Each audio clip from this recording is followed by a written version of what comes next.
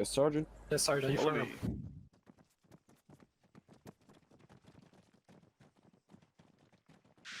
joined your channel. Over. User joined your channel. Over. All right, make that line. Good enough. All right, how we doing? Good, sir. Great, sir. Excellent. Going good. All right, good shit. We are far more on time tonight, so let's get this shit going. We got a lot more to cover. Today is day 2. We'll be covering, starting with land nav, basic terrain features, and how to read a topographical map. Also, how to operate your GPS devices and some tracker markers to go over as well, followed by pre-combat checks and pre-combat formations. Next, we're going to go into the movement phase. That'll be routes, control points, long, short halts, etc., danger crossings, all that shit. Then we're going to go into fire and maneuver, or the maneuver phase. And we're going to do a dry run of a bounding course, and then we'll wrap the night up with a live fire bounding overwatch course. So that should be pretty fun. Any questions before we get going? No, sir. No, sir. No, sir. No, sir. All right. Sergeant Steele, go ahead and take it from here. Sergeant Steele is going to go over the land nav portion, get you guys set up with equipment. Actually, first I need 2 volunteers. Me, sir. I'll volunteer the time. Well, we got 2 steps. So Private Shendy and Private Briglin, you will be Private Shendy. You will be Alpha. So you're the Alpha fire team leader. Private Briglin, you are the Bravo fire team leader. We're not going to designate billets yet. I'm going to try and get a few more people, but for now, Duffy. It'll be Duffy and Briglin will be in Bravo for sure, and then Volk and Malatka will be in Alpha for sure. But we'll get you guys other billets now. All right, actually, Sergeant Steele, go ahead and sort that out. So I guess, actually, now that I think about it, we are going to do billets now. So Briglin, fire team leader, Bravo. Duffy, you're going to be the Grenadier in Bravo. Shendy, fire team leader, Alpha. Malatka, Grenadier, Bravo, and Volk, automatic rifleman, Alpha. Sorry, Malatka, Alpha, Grenadier. Any questions about your billet? No, sir. All right, you're not gonna. So we're gonna hold off on doing radio checks at the start. We'll do that during the PCCs. Go ahead and grab your gear that's associated with that billet that you've been assigned, and then meet Sergeant Steele in the classroom. Yes, Lieutenant. All right, Steele, take charge. Yes, sir.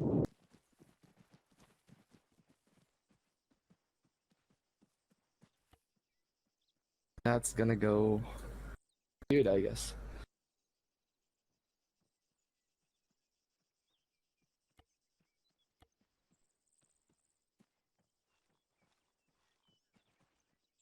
Everyone condition for your rifles.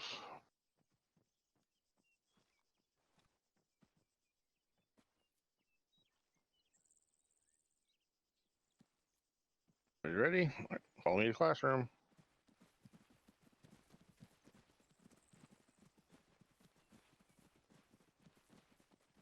You move your head pro and the eye pro before you go in.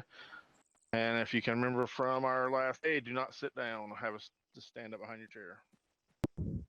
Yeah, just make sure you don't sit. Also, Sergeant Parton, you're coming in as unknown tag on your name, just so you know.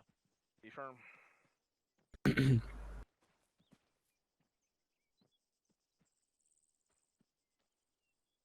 Sergeant, are we clear to go over the alpha frequency and the squad net? We'll take care of that in BCCs once we take a step outside. We'll get all that straightened up. All right, so this is going to be going over the fundamentals of land nav. So there are a few slides that I might try and go through here. Just give me 1 second.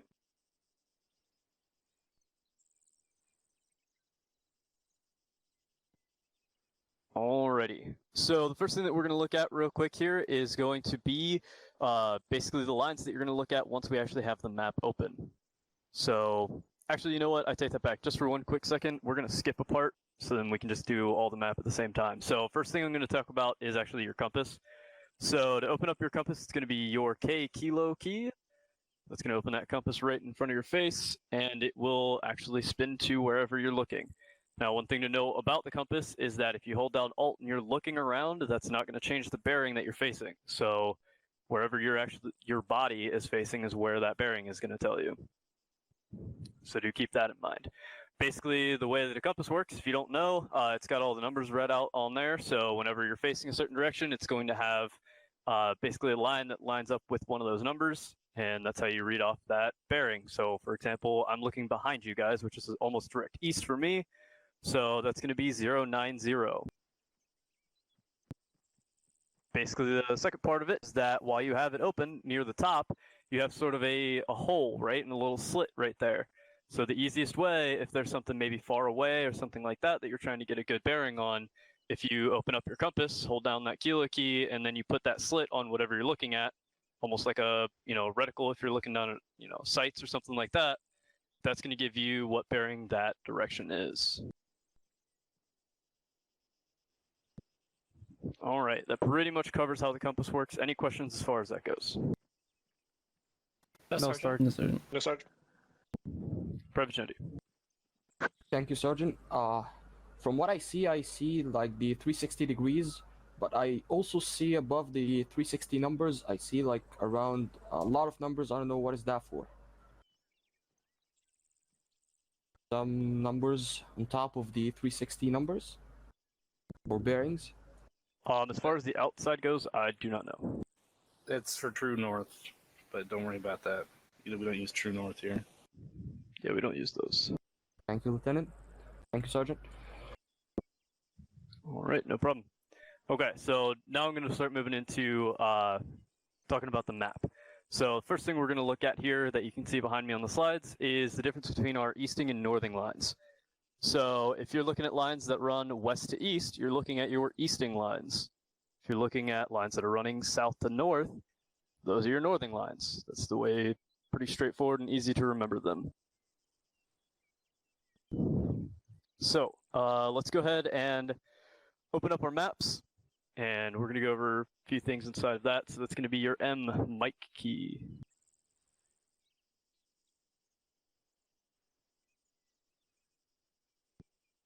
All right, so the first thing that we're going to talk about, since we just talked about the easting and northing lines, you can see those numbers that run along the left and right, and then the bottom and the top, right? Yes, Sergeant. Yes, Sergeant.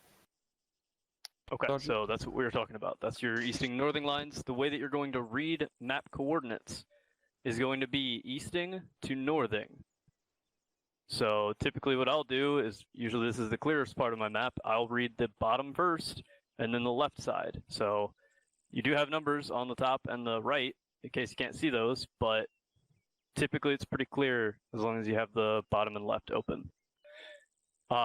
So what we're going to go over is the way that those coordinates are going to work. So if you scroll down all the way so that it zooms your map out really far and you can pretty much see the entire island that we're on.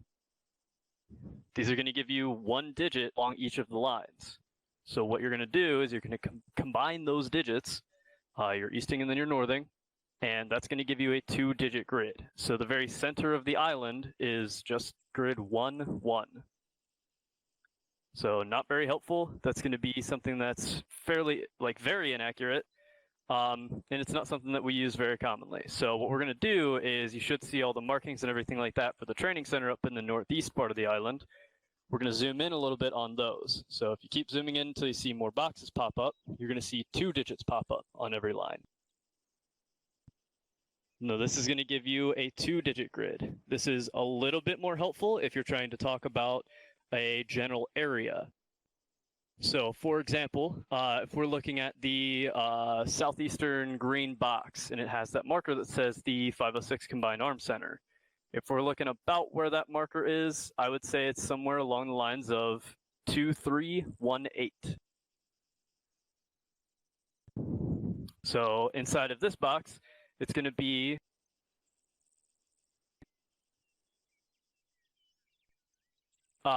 this is a broader area, so it's going to be a square kilometer when you have your 4-digit grid like this. So if you zoom in a little bit farther on that mark, on the 506 mark, just keep on going until you see more boxes pop up. You'll see 3 digits on each line. And can somebody read off to me basically where that 506 Combined Arms Center marker is? 239181. User joined your channel. Yep, there you go. 181. Exactly. All right, so we got it. So Does anybody have any questions as far as that goes? It seems like you caught on. Negative.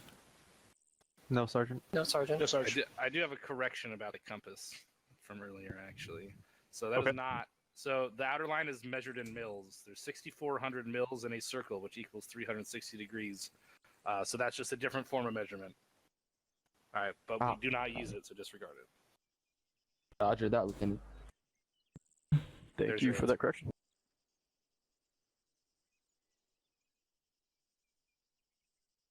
Please continue, Sergeant. Thank you, LT. All right, so the next kind of last thing about coordinates that we're going to talk about is a 8-digit coordinate, which isn't very common for us, and then kind of an easier quick hand way. So if you're zoomed all the way in on that combined arms center marker still, we're looking at coordinate, grid coordinate 239 and 181. So for an 8-digit, basically what you would end up doing is you'll split each one of these lines into another like 10, right? So you've got all these little imaginary tack marks that are going to go along here. Something along the lines of this. It won't be perfect, but that's a rough estimate, right? Same thing along the top line. You have all of these rough estimate little tack marks, all right? So imagine fitting 10 of those evenly inside of there. Basically for the 8-digit, you would just guess as far as where that tack mark is that it would be sitting. So that marker would be read something along the lines of 239.5, 181.2, or 181.1 possibly. So it's kind of an estimate as far as that goes. Does that make sense? Yes, Sergeant. Yes, Yes, Sergeant. Sergeant. Okay. And like I mentioned, that's not something that we use very commonly. What we'll typically use is called the keypad method. So what that'll look like is you actually break this up into more grids, essentially. So it's going to look something like this.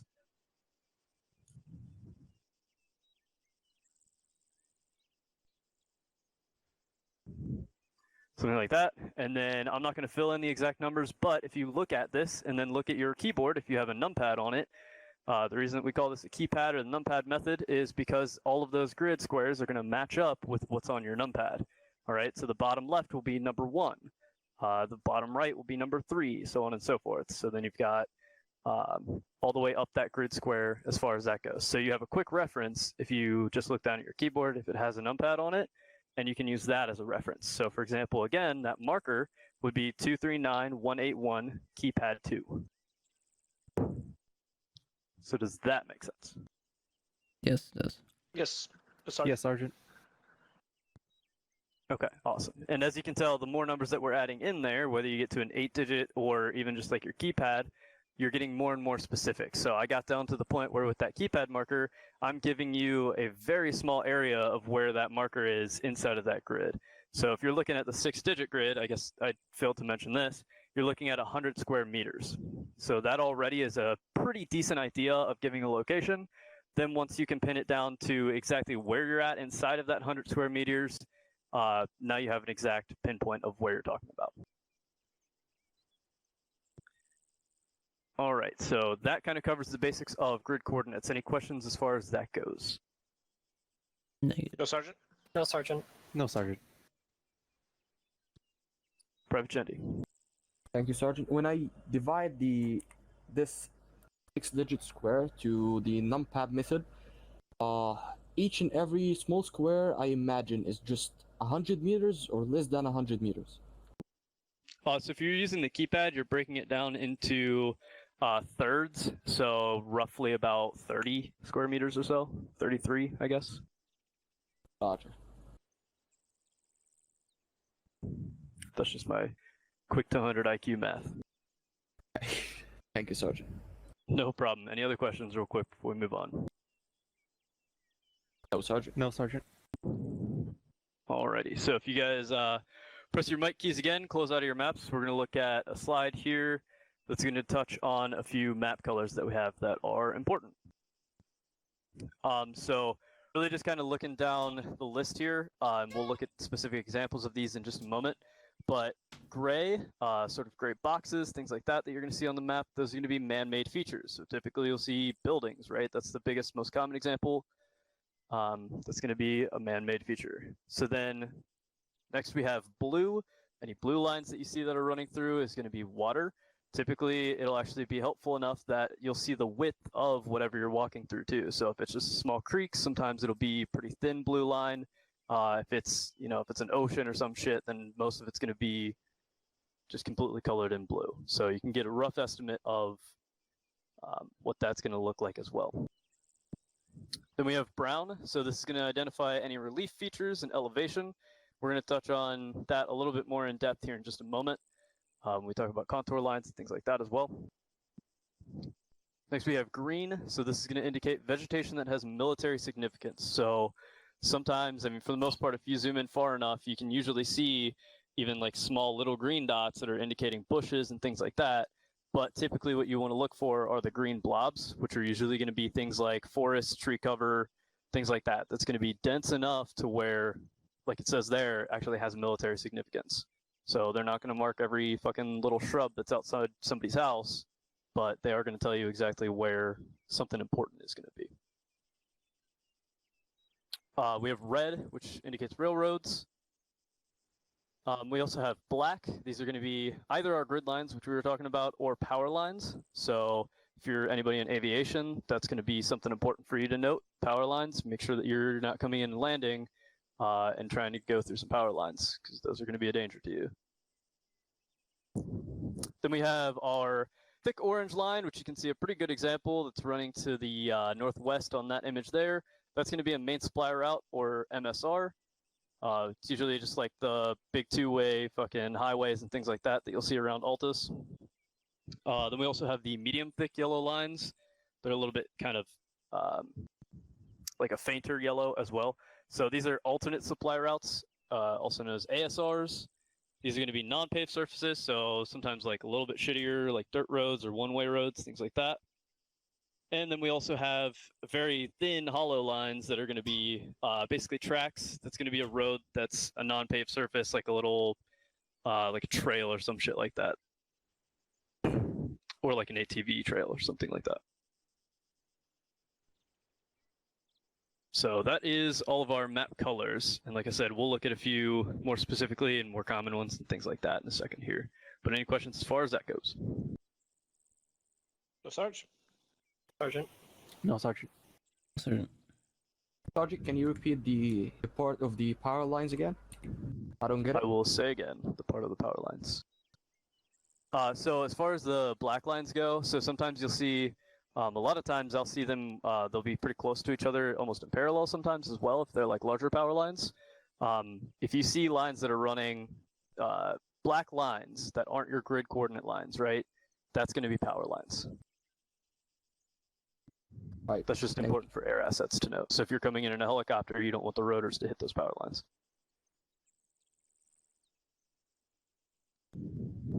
All right, any other questions? No, Sergeant. No, Sergeant. No, Sarge. Okay, so next we're going to go over some major and minor terrain features. I'm going to skim through a couple of these slides here to take a look at a couple of decent images of them each, and then we'll look at them on a map as well real quick. All right, so here they all are listed out, and this is what we're going to touch on. So major features that we have are hills, ridges, depressions, valleys, and saddles. And then minor ones are going to be draws, spurs, and cliffs. So to give some examples here, first we're going to go over a hill. So this is our slide for the hills. This is going to be a decent little image of what it looks like, right? So as far as it's kind of hard to see from that image. So go ahead and press your M key and bring up your maps again for me. And then if you guys are still around that combined arms center marker where that green box is, look a little bit to the west and to the north. You're going to see a big number that's going to say 7.3 and 7.4. You should see my yellow little marker circling those. Let me know when you guys are there. Yes, Sergeant. There, Got eyes Sergeant. on. Okay, awesome. So we're just going to look at that mark 7.4 first. Can anybody tell me what that number stands for? Elevation height? from sea level? Exactly, elevation from sea level in meters. So what that's going to mark is a hilltop. That's going to be kind of the other side of it, right? So the numbers themselves are going to be the elevation. Sorry, I got ahead of myself. The numbers themselves are the elevation above sea level, just like you said. If you zoom in on that 7.4, what you'll see is these lines that show up here, these contour lines we'll touch on in a second, form a closed circle. It's maybe not the best example, but over to the east a little bit, 5'8" is like pretty much a perfect circle right there. So whenever it forms a closed circle like that, that's going to be a hilltop. All right. Is that clear? Because I know I fumbled a little bit for a second. It's I clear, got it, Sergeant. It's clear, Sergeant. Okay. All right, so that's a hill. Let's just keep our maps up, and we'll just keep going through these with the map itself. I think it makes it a little bit easier. So if you zoom out just a little bit to where you're actually seeing all 4 of these hilltops around here that I was kind of circling before, that entirely forms a ridge line or ridge complex. So a group of hilltops that are all set up like this in a line, that's going to be your ridge line. Next we have a depression, which I don't have a perfect example for on Altus quite yet, but really if you think of a bowl, it's kind of what it looks like. So it's just a lowered elevation point directly in the center. So everywhere around it is going to be elevated. The reason that we want to know about a depression is that you don't want to be caught in the middle of one for a very long time. So for example, if there's a little town or something you have to assault and get down in there, once you hit that thing, you want to make sure you get back out of that bowl because that's not an advantageous position for you to be in because the enemies can basically just come up at any point around that bowl and they're going to have elevation on you. So next we have a valley. So this is going to be a low area that's going to be flanked by high areas. So it's not the best example, but I will use it since we're in kind of that area in between hill marker 7.3 and the hill marker 7.4 that's on either side here. Running right in the between of these, if you imagine this is maybe a little bit lower of elevation here and not so hilly, we're going to say that that is basically what a valley would be. So it's usually a little more spread out. And like I said, you usually aren't going uphill. That would be pretty much flat with all the surrounding. But that would be essentially what a valley is going to look like. Private Chen, any question? What's the difference between a valley and the other thing that you just mentioned, the depression? So the depression is completely surrounded by higher elevation. A valley is only going to be flanked on either side. So it'll usually have 2 sides that'll have a very high hilltop on either side. And the valley? So that is the valley. That'll have a high point on either side, just on 2 sides. Okay. And then the depression will be completely surrounded. It'll be a complete circle. Got it. Thank you, Sergeant.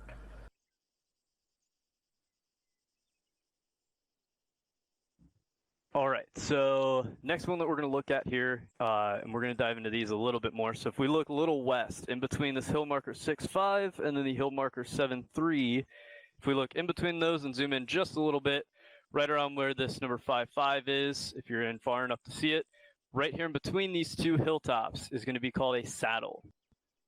So basically there's a small dip between from, let's say, hilltop 6.5, dips down just a little bit to elevation 5.5 and then back up to 7.3.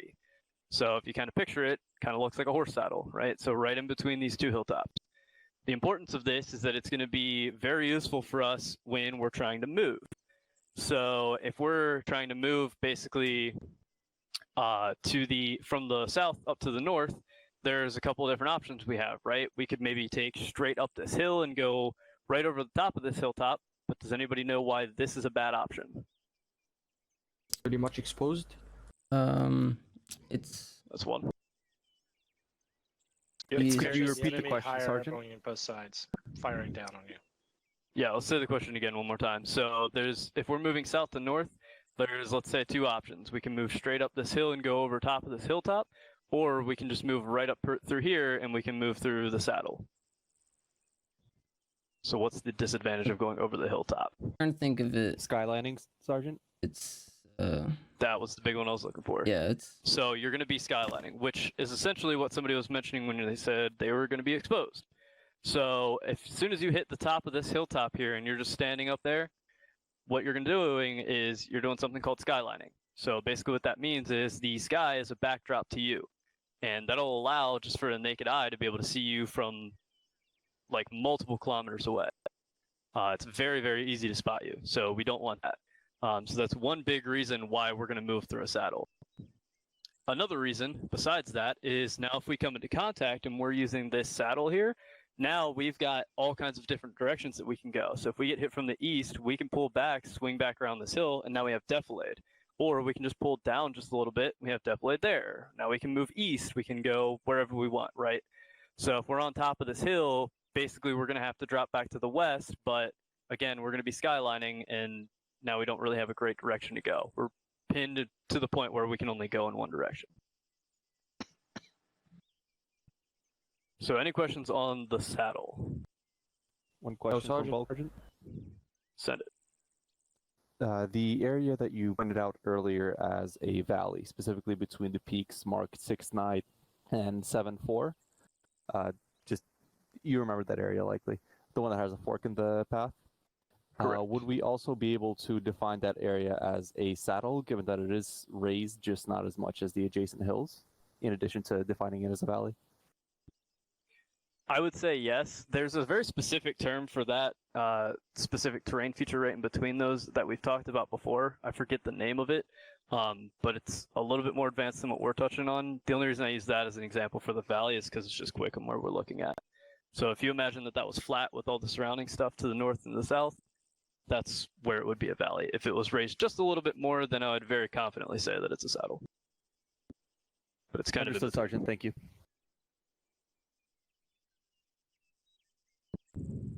all right. Any other questions on the saddle real quick before we move on to the next view? Oh, Sergeant. Okay. So next we're going to touch on a few of our minor features. And even though they are called minor features, they're very useful for us and very important. So if we're still looking at that saddle 5.5 that we were looking at before, a little bit to the northeast of it, you'll see this kind of strange formation here that I'm basically circling. So if you look at it closely enough, you can see it almost kind of looks like claws that come out. It almost looks like a hand right here at those raised points. And then it's got these smaller points here that kind of dip in. So the names of these two are going to be spurs and draws. So the way that you're going to remember, so a spur is going to be the part that actually sticks out, right? So this is this top part here. And then the other spur that comes out here kind of looks like fingers. That's also another name for them. Some people will call them fingers. So the spur is the raised part. If you think of like a cowboy boot, the spurs are the parts that stick out, right? And then we have draws that are going to be in between the spurs. So that's the little depressed part here that runs in between each of the spurs that we have. So to touch on kind of our movement and why this is important to us, is that similar to the hilltop, we don't want to be running along a spur. So if we're just standing right on top of this spur and we're running along it, it's going to be a similar effect. If this is high enough elevation, somebody's out to the east, we're going to be skylining, being on top of that spur.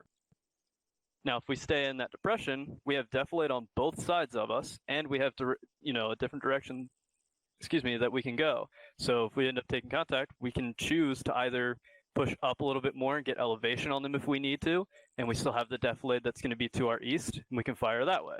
Or we can choose to go down this hill and maybe get, right in their face, still again having this defilade where we can now fire off to the east and we can go down the hill if we need to. Let's say maybe there's a bunch of tree cover or something down here, we can start going that way too, and we still have that defilade.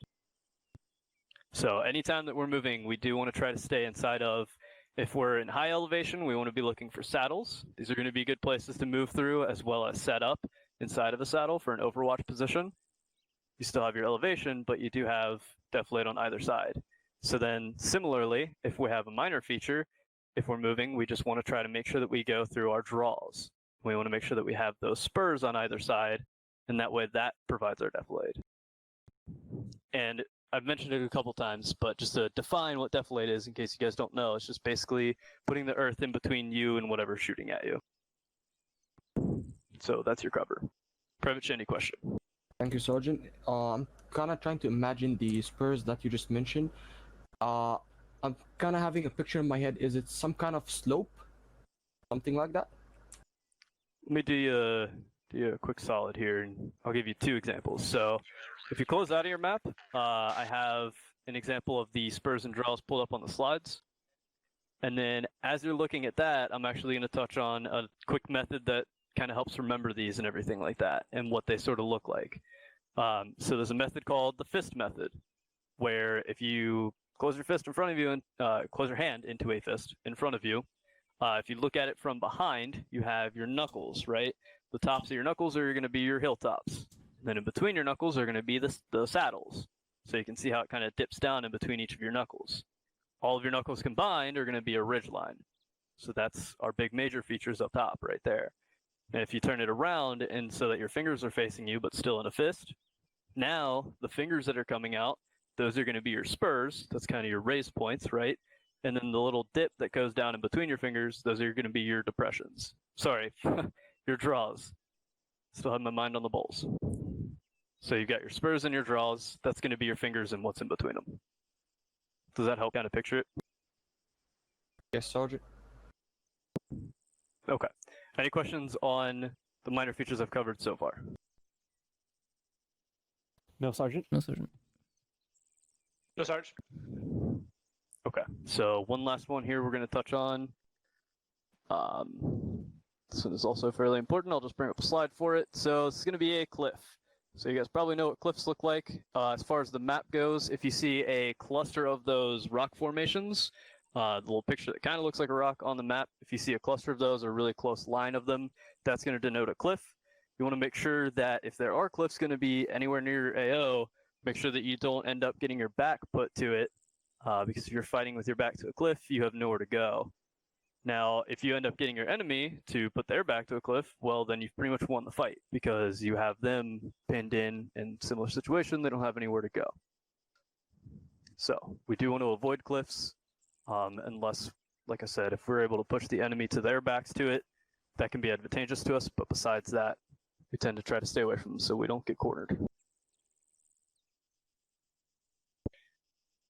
All right, any questions up to this point? No, Sergeant. No, Sergeant. Sarge. No, Sarge. Alrighty, so next we're going to touch on contour lines. And real quick, I'm just going to read through these couple slides, but then we'll pull up our maps and actually look at them and kind of talk about it a little bit. So the intermediate lines that we have are going to be the brown lines. So they're going to indicate elevation changes of approximately 2 meters. Now it's going to depend on the zoom of your map. So unlike real life, we can actually zoom in and out of the map, and you'll see when we open it here in a second, on the bottom right, it'll give you your interval. So it'll tell you how far you're zoomed in. It'll tell you what those, what the interval between the contour lines is actually going to be. Now, next we have the index, which is going to be our red lines. That's going to indicate a major elevation change. So typically it's going to be 5 intermediate intervals, which will equal 1 index. So what that means is you'll usually be able to see about 5 of those brown lines, and then you'll see a red line. So that's going to be typically about 10 meters. Again, the zoom kind of differs, but if you see red line to red line, that's going to be about a 10-meter difference. And then we went over elevation markers and things like that. So go ahead and pop open your maps again real quick. And if we're looking at that ridge complex that we were at before, which you still should be, if we look over to like the eastern edge of it where hill marker 5.8 is, and you zoom in a little bit, you can see all of those contour lines that are set up really well. So for example, if you're looking near the bottom, you can see these brown contour lines that run here. And you can see there's about 5 of them. Then we've got a red line. So that's going to be our index. So now again, a quick way to see this is if you just go from red line to red line, since they're all close and clustered like this, that's going to be our interval basically times 5 is the best way to think of it. So I'm zoomed in far enough to where our brown lines are going to be an interval of 1 meter. So every red line to red line is going to skip about 5 meters or so based on where I'm zoomed in. So if they're very close and clustered, like you can see on that hilltop here, that's a very quick elevation change. So that's a very steep hill right there. If you look a little to the west where that like town is, and you're kind of coming up that hill in between the saddle, you can see they spread out once you get near that saddle. So the more they're spread out like that, it's evening out a little bit. So it's steep up until it gets to about the saddle, then it evens out a little bit, and then it goes back downhill. So does everybody see that and understand how the contour lines work? Yes, Yes, Sergeant. Yes, Sergeant. Sergeant, quick question. Send it. What if I'm ending up just going to take one of these hills, and I have the two options. Which one do I have to go first, or it's safer and better for me? The yellow lines are spreading or just getting close to each other's? It depends on what you're looking for. So if you're trying to find better elevation, you may want to go up a little bit of a steeper hill. Now, mind you, sometimes it can slow you down going up that steep hill, but if you're trying to get up to a higher elevation, that's going to be your better bet. If you're trying to get into that saddle, for example, you want to try to make sure you're in the part that's spread out. That way it's a little bit flatter, and that way you can move a little bit quicker and get to that saddle quicker. Thank you, Sergeant. No problem. All right, so go ahead and press your M key again, close out your maps, and we will go on to sort of the next portion here, which is going to be talking about your micro daggers. So we do have a good slide here that's going to give you some information about the micro dagger. So the way you're going to open this guy up is hold down your left control key and hit your H hotel key.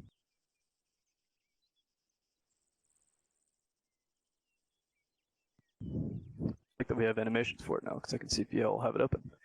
All right, so with this open, what you're going to see is a bunch of info that's on it surrounding the edges of the screen. So, Private Volk, go ahead. My apologies, Sergeant. Would you be able to repeat the shortcut for opening up the micro dagger? Control H. Yep. Control H. Thank you, hotel. Sergeant. Done, Sergeant. Thank you. All right, problem. So with that open in full screen, what you're going to see is a bunch of information in it. So mostly the what we're going to look at is the edges first. So at the very top center, you're going to see the time in game. That's going to be very useful. Then also on the bottom, along this row here, we've got a lot of useful information about basically where your position is, where you're looking. So the very bottom left is going to be the direction you're facing in degrees. In the bottom center is going to be your current grid. So if somebody asks for your position as far as your grid, you just pull up your micro dagger and it'll give it to you right there. Next on the bottom far right is going to be the direction you're facing in cardinal. So another very useful piece is going to be this little yellow arrow that you get with your cursor. So as you move your mouse around in the middle of that micro dagger, basically that yellow arrow is going to move as well. So what that's going to give us is that little gray box on the very bottom right. So that's going to give information based on this cursor. And the way that all that information works is going to be the first line is your 6-digit grid of where that yellow arrow is. So if you move your that cursor around, what you're going to see is as you change grids, that number is going to change. So if you're looking to find a quick grid of where you're actually pointed at, with your micro dagger, that's going to be where you find that. So then next we have the elevation in meters. Again, this is going to be based on where that yellow arrow is. So as you move that around, you can see things, you can see those numbers going up or down. So for example, if you're looking at maybe you're going into a hilltop and you don't, you're just looking at the micro dagger, one kind of decently quick way that you can figure out the elevation, it's kind of similar with your contour lines, is just slowly run that yellow arrow up the hill and you'll see how much it's increasing. So it's kind of one way that you can get some idea of the elevation change as well. And then third line that we have is going to be the range in meters from you to where you're pointing. So notice that it only shows it in meters. So if you have something that's looking pretty close to you and it says 0.20, actually, I'm sorry, the slide was wrong. So it actually shows it in kilometers at all times. So if you have something that's fairly close to you and it says like 0.20 kilometers, how far away is that in meters? 20? 200. 20 meters? 200. 2 is 200. Yep, so 0.2 kilometers is going to be 200 meters. So get used to that conversion, because if you're using your micro dagger or an Android device, it'll show you only in kilometers, and you got to get used to those decimals. Although it is pretty straightforward, it's basically by tens, so you'll get used to it, you'll learn it. And then the last line here is going to be our bearing in degrees to where that arrow is pointing. It'll also give you the cardinal direction too, I believe. So if you have an objective that you're trying to go to, say we need to move to the northwest, you just basically put that yellow arrow on where you're wanting to move, and it's like, all right, well, now I know exactly what bearing we need to move to be able to get there. So that's pretty much all the information that microdagger is going to give you. We're going to talk about the markers here in just a moment that you guys are probably seeing already, but any questions on the basics we just touched on? No, Sarge. No, Sergeant. No, Sergeant.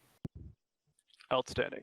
All right, so to the west a little bit from our current position are going to be those little red diamonds.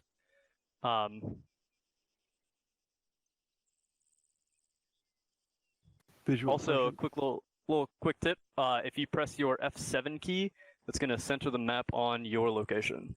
So if you do open it up and it's somewhere else on the map, just press F7. It'll jump to you. All right, so those red diamonds that we have. We're going to read through basically what each of these symbols mean, and then, yeah. So first thing I'm going to actually talk about is the numbers. So the numbers next to them that you're seeing, like on the very top left, 0804, that's going to be the time in game when that marker was placed. So that's going to be helpful for referencing those markers. For example, you're not going to have all of them placed at the same time here, or within pretty close to the same time, so usually you'll be able to use those numbers. And you'd be able to just say reference marker 0804, and they'd usually know what you mean. But as you can see here, for example, there's two of them, right? So if there are two, then you just need to be a little bit more detailed.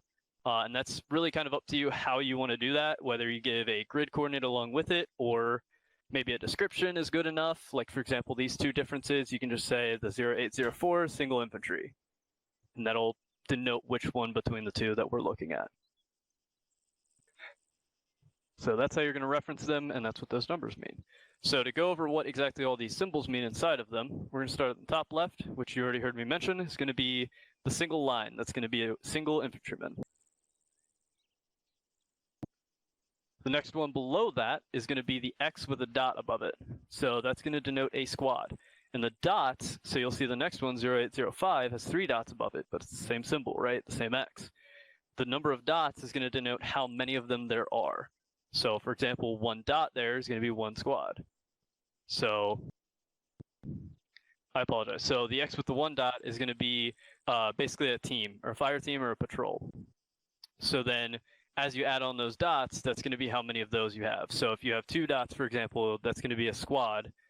And then if you have more than that, that'll tell you how many teams that are actually in that location. So does that make sense as far as that symbol goes with the dots? Yes, so Sarge. Can you say again, Sergeant? Yeah, so so we're looking at the X, the 0804. So that first one that we see, the second one down from the top left, that has 1 dot with it, right? So that's going to be 1 team or 1 patrol. Not a squad. And correct. Right, so it's 1 team, and the one below that that's got 3 dots, that's going to be 3 teams. So pretty much 3 teams is a platoon? No, so 3 squads is going to be... Okay, so I'm corrected on this. The 3 dots actually does mean a platoon.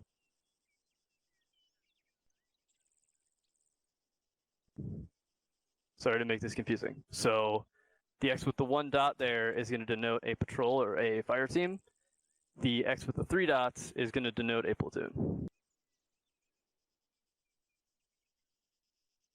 Roger that. Thank Thank you, Sergeant.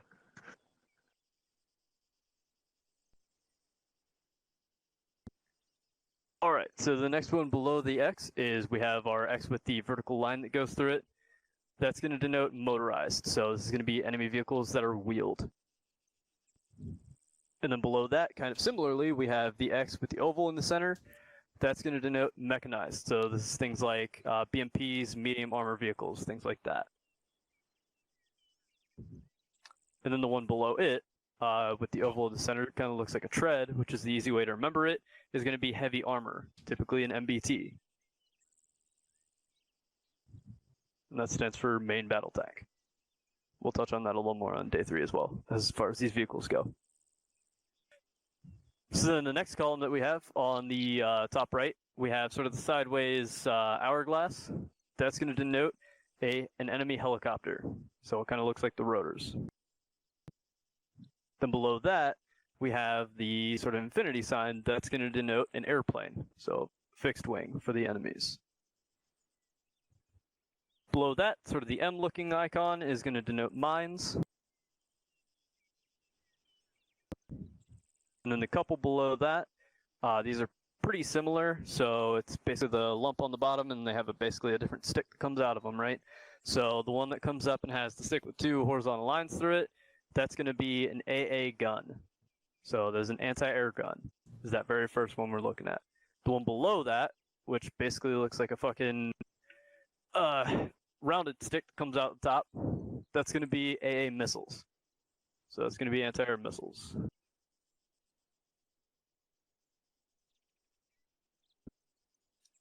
And then, let's see, the one below that, I actually do forget. Is this the SAM site, Sergeant Perrin? It's That's going to be mobile air. mobile Like a anti-air. Shilko or Tunguska. Or Gotcha, you want a truck. Yep, so with that being that symbol, basically it kind of looks similar to the other ones before, right, with the small thing at the bottom, but then it's got a tread as well. So that's how you're going to be able to remember that that's mobile. And the last one below that, the dot right in the center, is going to be the SAM site. So it's surface to air. So any questions on the red 4 markers that we have placed out here? Negative. Private Yeah, Mon has a Sergeant. question. All right, one at a time. A couple of you guys had them. What was the second marker 806? The second for 0806, that's going to be AA missiles. So that's the one with the lump on top. So that'd be like a man pad or something along those lines. Thank you, Sergeant. No worries. And somebody else had a question as well? Yes, Sergeant. I'm kind of confused with the last 4 markers. Starting from 0806. Okay. What's the confusion? Just what specifically that they are? Yeah. Okay. So just to run through those last 4 again. Starting with 0806 on the top there. The one that has the stem coming out with a couple horizontal lines in it. So that's going to be anti-air, just an anti-air gun. So things like a ZU gun. That's an anti-air gun. Static, right? The one next to that, or below it rather, I guess, that's going to be AA missile. So anti-air missiles. Almost kind of looks like a missile head. Then the one below that, it's got that tread in the center of it again, almost similar to the heavy armor we were looking at. So that's going to be mobile AA. So that'll be something like a Tunguska. And then the last one below that is going to be a SAM site. So that stands for surface to air missile.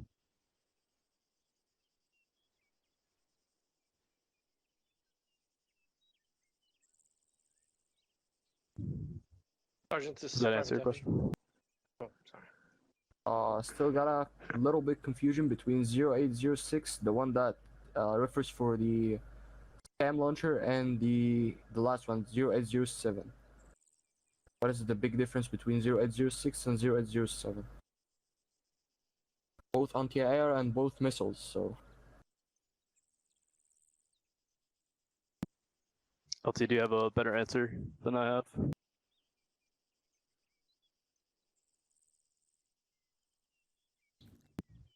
Or Sergeant Perrin?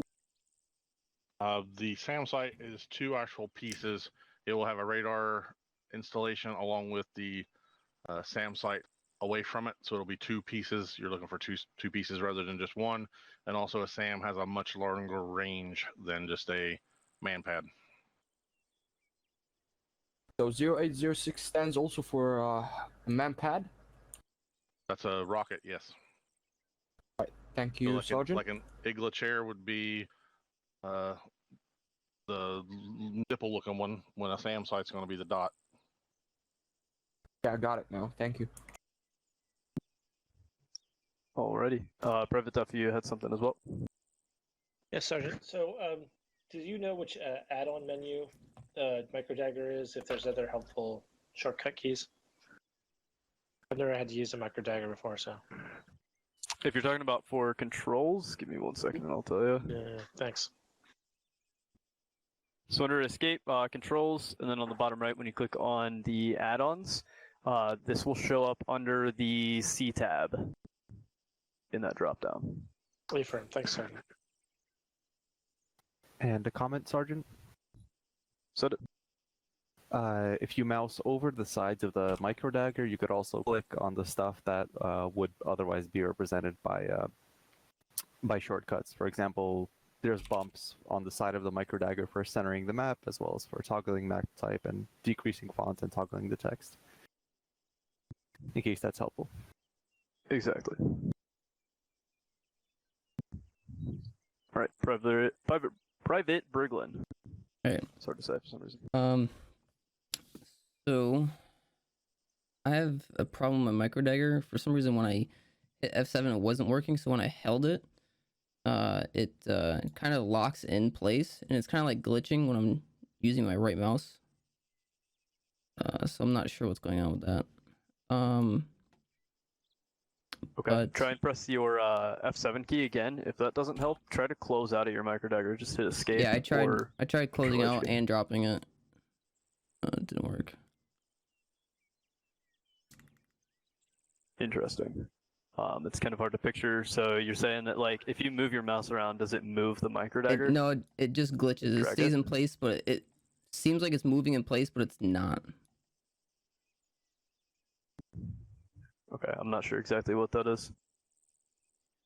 But I do have a question on the left-hand side, second to last, with the track with the X in the middle. Oh, okay. Yeah, go ahead. Yeah, I just don't know what it is. Oh, okay. Yeah, so the thing that looks like a tread with the X in the middle, that's going to denote mechanized. So that's going to be something like a BMP, Oh, okay. Okay. like medium and up armor. All right. With tracks. Right. Sergeant Private Duffy. So that I hate to ask this question, but is this going to be on the test? Or should we be remembering these signals? well, we don't pick exactly until we get to that moment, so Oh, we yes, don't have they like a will be set on the set of test. questions. All right.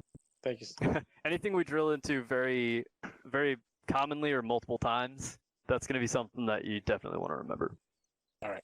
And in the micro put it that dagger, way. is there a way of adding map markers? Is that you're going to cover? Not on the micro dagger specifically. The way that those markers are being added is by an Android device, so that's going to be carried by squad leaders and up. They're going to be the ones that actually make those marks. All right. Thank you, Sergeant. No problem. Private Volk. Thank you, Sergeant. Just a clarification between two markers.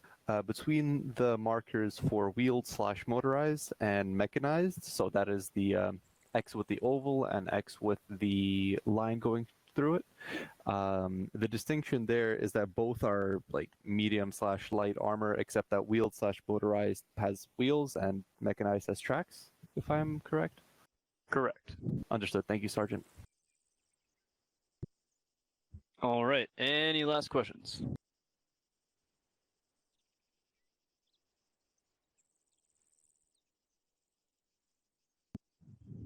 Okay. No, Sergeant.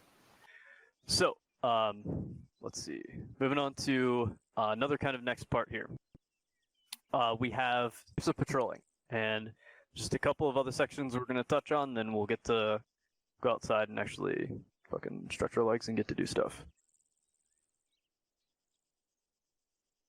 All right, so as far as types of patrolling go, we have 5 principles of patrolling. So this is the first thing to touch on and kind of define these. So first we have planning. So make sure that you always go in with a plan. Do remember that a plan is going to change upon contact, but you do need to make sure that you have a plan. And typically some sort of like a backup plan, plan B, something like that as well. Next we have recon. So always make sure that you do some sort of recon. Whether it's just, with your eyes even, or some sort of radio recon, map recon, things like that. Even just looking at the map itself, that's recon in and of itself. Typically, doing like operations, things like that, we'll have air assets and all kinds of other things that we can get in the air that we can get good recon with as well. Next we have security. So just always make sure that you're maintaining 360 security. Anytime that we're moving, if we come to a stop, and we'll talk about this when we get outside and things like that too. But make sure if you're near the back, and you're noticing that nobody's looking behind you, then just you pick it up. That's going to be your job now. You're near the back. You turn around, look behind you. As soon as you pick up, move, turn back around, keep on moving. So on and so forth. So just always check and make sure that every sector is covered. If it's not, then go ahead and grab it. Then we have control, so just make sure that you're always in control of your elements. So anything that you can be in control of, just make sure that you do have control. Usually you're going to see a lot of this with team leaders, things like that, being in control of their guys. But as far as team members, make sure that you're in control of all the equipment that you have, things like that, the direction that you're going, making sure you're with everybody, so on and so forth. And then lastly, we have common sense, which in and of itself should just be common sense. Any questions on those 5 principles of patrolling? No, Sarge. No, Sergeant. I only catch up 4, Sergeant. Can you say the... I got the plan, recon, security, and common sense. What was the 5th one? Yeah, the one in between security and common sense is control. Roger. Thank you. No worries. All right, so kind of on to the important part of this, right? So there's 2 different types of patrols that we've got, one of which we are only going to do. So the 2 different types are reconnaissance patrols and combat patrols. I'm only going to touch on combat patrols, though, because we don't do reconnaissance patrols. We don't do realism just for the sake of realism here. So anytime that we go out on a patrol, you are going to be guaranteed that there's going to be combat. So the way that the combat patrol works is it kind of breaks down into 3 different sections. So we have first an assault. Assault is going to be a patrol to attack and occupy a certain position. So the key word there is that we're going to occupy that position. We're going to hit it, we're going to stay there, and we're going to hold it. That's our assault. Next we have a raid. So a raid is going to be an attack with a planned withdrawal. So that's the key difference there, is that with a raid, we're going to get in, we're going to hit the objective, and we're going to get the fuck out. And then lastly, we have an ambush. So you'll probably know what an ambush is. It's a surprise attack on the enemy, and with a planned withdrawal as well. So typically this is along a road or trail, things like that. But also the key thing with an ambush, as far as it goes, is that we do have a planned withdrawal. You don't just surprise the enemy, ambush them, and then just stand around holding your dicks. You have some way of pulling back, or if we have another objective, typically we'll fall back a little bit, regroup, get some eyes on maybe the next objective if we can, and then we'll push up, and then that patrol might change to maybe an assault, where we're going to go hit something else, right? So just make sure that you know an ambush, surprise them, then withdraw. All right, any questions on the 3 combat patrols that we have? No, No, Sergeant. Sarge. No, Sergeant. Outstanding. So real quick, one thing I'm going to touch on, this kind of rewinds just a little bit because I talked about defilade just a little bit ago.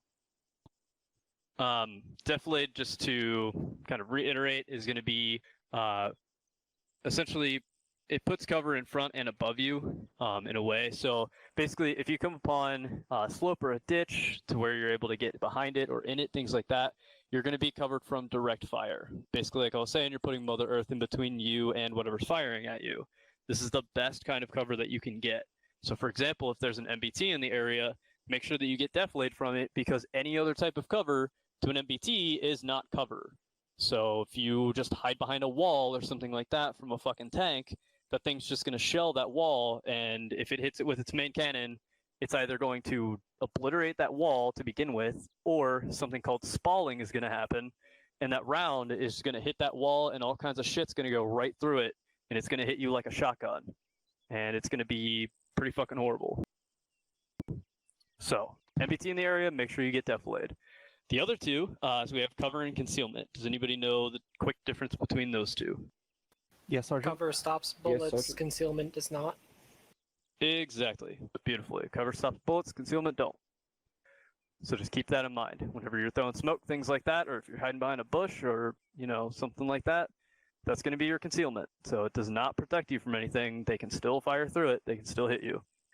And then cover is going to be buildings, walls, things like that you can hide behind that will stop bullets for you. All right. Any quick questions or comments as far as those three things go?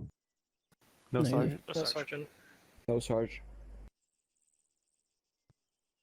All right. So the last kind of section here we're going to cover is going to be sort of along the lines of communication. So it's going to be reports, things like that. So we'll touch on this pretty briefly. There's one main important one near the end that I'm going to go into detail on for you guys. Okay, so the first thing we're going to cover is something called ADDRAC. So that is ADDRAC. And what it stands for, the first A is going to be alert. So to go into this real quick, there's a difference between contact, movement, civilian, and a friendly. So just to touch on these, basically, so what alert is really is, you know, what am I seeing, what's going on, what kind of situation am I in, right? So that's as far as alert goes. So now to touch on those differences between the contact, movement, things like that. First off, we have contact. Do you guys know specifically what contact is? That guy with a gun? Quite possibly. There's a specific way to put it, though. Contact is where you're getting shot at by Yep. people. You're taking. There you go, Taking getting contact. shot at. That's the biggest part of contact. I am being engaged or engaging an enemy combatant is like imminent. So there's an immediate threat. So if there's a patrol or something that's walking up on you guys and they're like 10 meters away, well, guess what? You're in contact because they're about to start opening fire. So that's the biggest way to remember it, is that you're under fire. Now, if you have just some unknown person, whether you see them with a rifle or in a military uniform or what have you, but you're not actually being engaged with them, what you're going to call out for that is just movement. That's just the simple way to call that out. So if you don't know what it is, like you don't know if they're civilian or whatever, just say I have unknown movement. That's the quickest, easiest way to say it, right? If you do see that they have like a enemy military uniform on, things like that, and you're pretty damn sure, then what you can just say is I have enemy movement. Pretty simple and straightforward. Don't confuse seeing a guy 600 meters away who has no idea that you're there for contact. So part of the reason for that is if it gets called all the way up the net that we have a team that's in contact, it gets all the way up to, let's say, Lieutenant McCoy. He's going to hear that somebody's in contact, but he doesn't hear any gunfire. Well, he's going to start getting worried, right? Because either he's too far away and he can't hear the gunshots, which is a problem, or that team has already been engaged and is already down. That's another problem. Or like he likes to say, his squad leaders don't know the fucking difference between contact and movement, which is a whole entire different problem. So, everybody clear on the differences between those two? Affirm, Sergeant. Yes, Sergeant. Yes, Sergeant. Yes, Sergeant. Okay. So then the last couple, just to touch on here, and there's specifics to go into that. Going to be firstly civilian. So civilian is somebody who poses no threat. That's pretty straightforward. You pretty much know what a civilian is. Then we also have a friendly, which is going to be a friendly unit. Again, you pretty much know what a friendly unit is, right? I would hope so. So as far as civilian goes, one thing to touch on with that is that do know there is no such thing as a civilian contact. There's just no such thing. They cannot be used together. If somebody is walking around in a town, let's say, and they've just got like a rifle with them or whatever, they may just be a farmer, they have that rifle for good purpose, and that is entirely okay for them to have it. They're just a civilian. As long as they're just walking around with that rifle, not causing any harm, not causing any problems, they're fine. They're just a civilian. As soon as they raise that rifle and pose any sort of threat, you drop that motherfucker because he is no longer a civilian. He is now a contact. So again, there's no such thing as a civilian contact because as soon as they start posing that threat, they immediately become a contact. They're no longer civilian. Does that make sense? Affirm. Yes, Yes, Sergeant. Yes, Sergeant. Okay.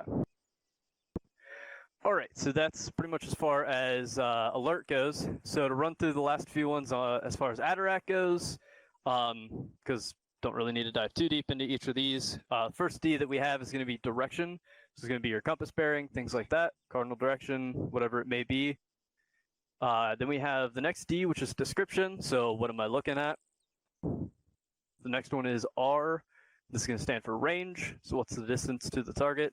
Estimate if you need to. So as you notice, these last three ones I just touched on are your 3Ds. That's kind of the very important chunk that we sometimes extract out of Atarac, but there's other parts to it as well. So then the last two is going to be assignment. So leaders are going to assign who's going to engage what and what weapon systems.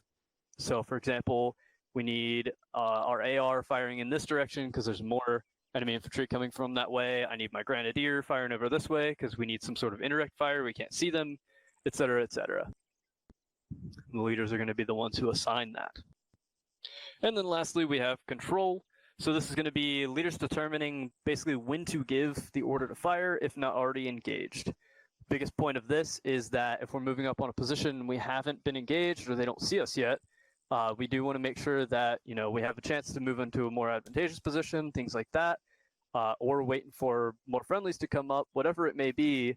Don't just fucking jump the gun and start firing, because then all of a sudden now they know where we're at and we don't get those chances anymore. So hold fire until your leader tells you that we're good to go, and they give you the order to fire. All right. Any questions on the rest of Atarac? Nope. No, Sergeant. No, Sergeant. Sergeant. Say again the R, Sergeant. What it stands for? Yes. Range? Yes. So the R is range. So it is a little bit confusing because it's synonymous with our 3Ds. So we usually go, direction, description, distance. But as far as Atarac, it stands for range.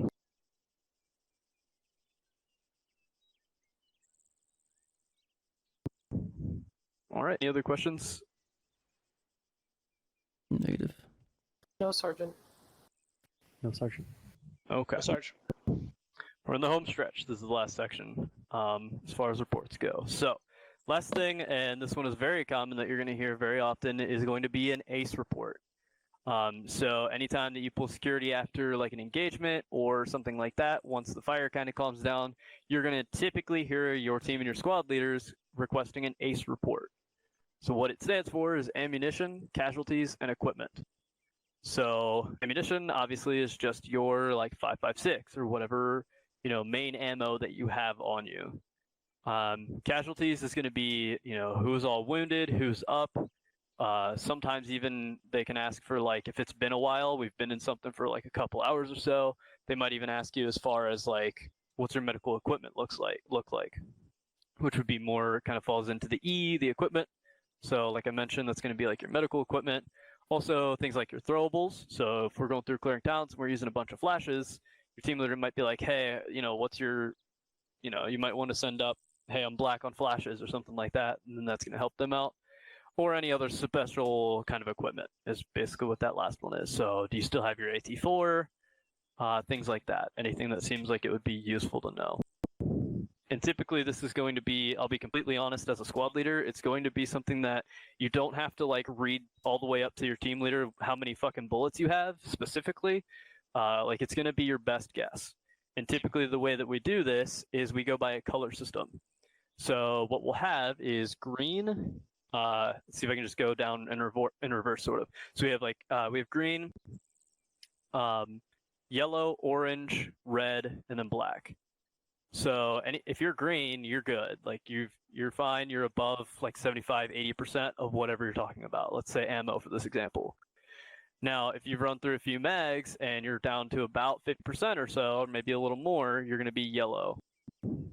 If you're lower than that, like let's say about like 40 to 50% or something like that, you can be orange.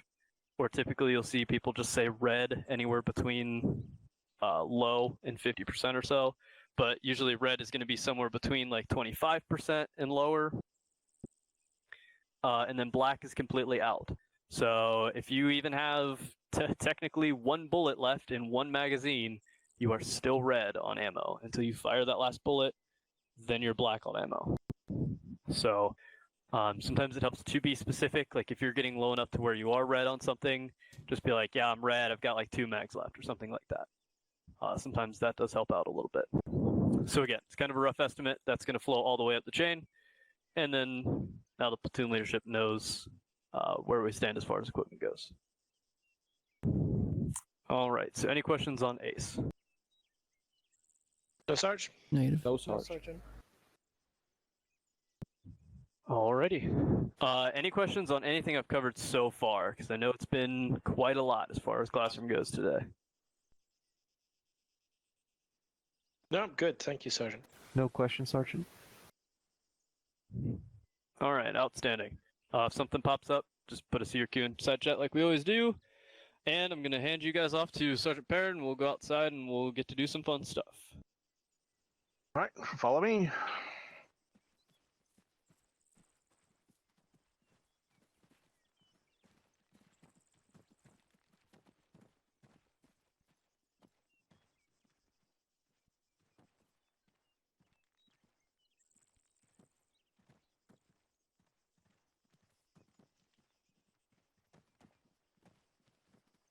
Your question.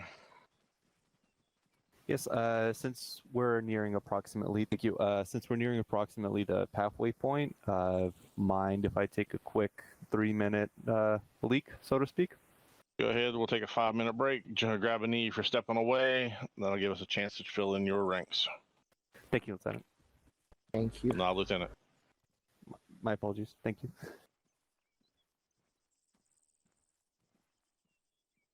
Sergeant Steele, you want to try to get some fill-ins? If I can look around.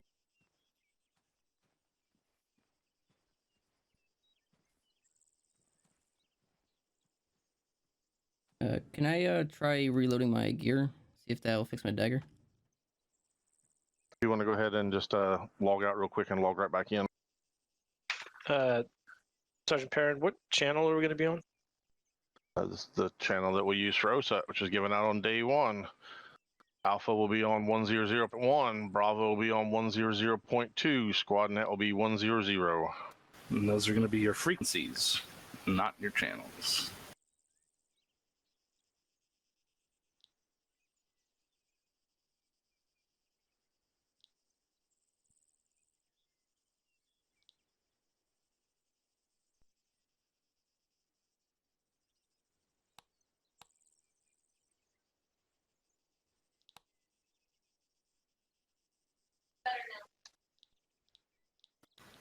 Any station this net, this is Private Milan, key radio check on frequency 100.1, over.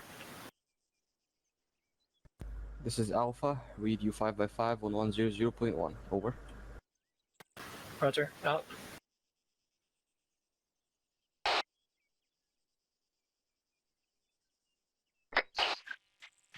Private Meraki, this is Private Defia on frequency 100.2. Someone's on speaker. Radio check. Yeah, that was me. There we go. Private Brigland, this is Private Duffy. Radio check on 100.2. Over.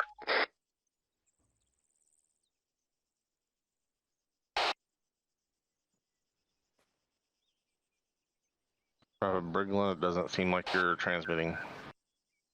You're not even speaking. Alright, Alpha, so I'm gonna radio check with you. Make sure you respond on 100.1. Any station on this net, this is Alpha. Radio checking with you on 100.1. Over. Any station, this is 6, recheck on 3-1, over. This is Alpha, this is Private Milan, key. I read you 5x5 on 100.1, over. I want to go first, Duffy. Alpha, this is Private Volk. Read you 5x5 on 100.1 megahertz. Over.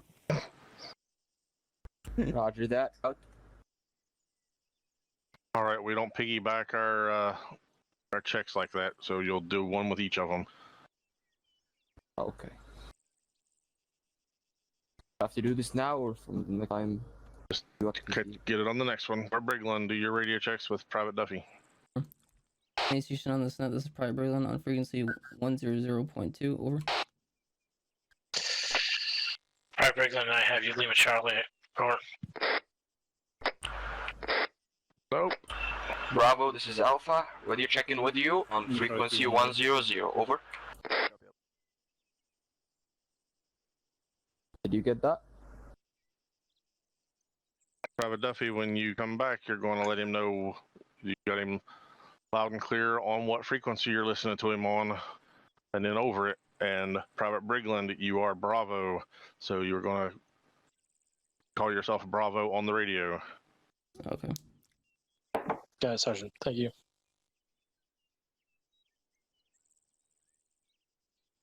On 100. So now that you've done a radio check with everybody in your squad, yes, you will, or in your fire team, you will do a radio check with actual, calling yourself Alpha or Bravo on 100. All right.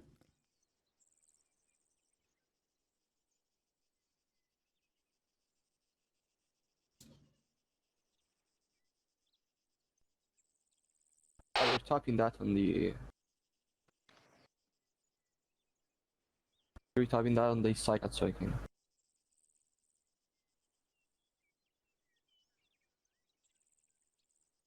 Somebody do a radio check with actual.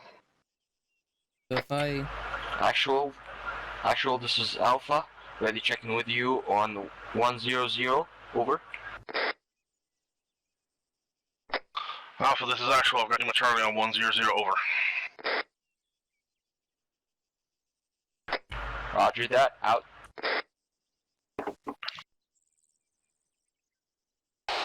Now, Bravo. actual on this note, actual this is Bravo on frequency 100.2 or 100. Over. What do you need on 100? Radio check. Radio check. A lot key need a question, right? Bravo, this is actual. I have you Lima Charlie on 100. Over. Hey, firm. Over and out. Oh boy. Remember, those are two different Okay, words. yep. There are only push-ups in the game. Let's not forget about those magical mortars. Has a question. Then the question. Is 10 is the 100 frequency only for team leaders? Do any other squad members need to have that set up as an alternate? You don't set it up as an alternate. You could set it up if you are the 2IC on your second channel. That way you're not listening to it, but if your squad leader or team leader goes down, you could jump on your radio, turn that C2 into an A2, go back to channel 1, and then you're good to talk on both channels still. But you will not listen to it unless your team leader goes down. All right, thank you. All right. So at the end, can I say over out or is it? Just, So it's just copy out. your Roger and out. It's one or the other. Let me know you hear me, and then you're outing it. All right, now, as part of your PCs, once you've got all your radio checks done, you've checked with your team leader, got your radio check set up, your squad leader, then you're going to check your guys, make sure they have all the gear that they need, which this is Osut, so everybody does have the right gear. You're going to set your battle buddies. So the AR will be the battle buddy of the fire team leader, the grenadier and rifleman will be battle buddies also. After you have your battle buddy set, you're going to set your 2IC. Your 2IC will be somebody in the opposite buddy team than you. So if your AR is your buddy, he is not going to be your 2IC. So we've already set that up as the grenadiers are the 2ICs today. Once you've done that, then you will check in one more time with actual, letting him know that your guys are squared away and you're ready to step off.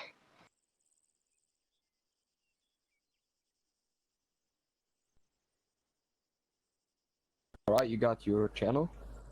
Channel 2 set for 100. Good on. 1 moment. All right. One more thing, so you don't have to spin around to look at everybody and bump everybody around you. If you hold down your left Alt key, then use your mouse, you can turn around and look behind you without having to turn and knock everybody around. I didn't do that. Thank you, Sergeant. Mm-hmm. Since we are all ready, let's go ahead and take the blue flagpole. If you look at the blue flagpole, you will see go to movement course. Once you see that, hit your space bar.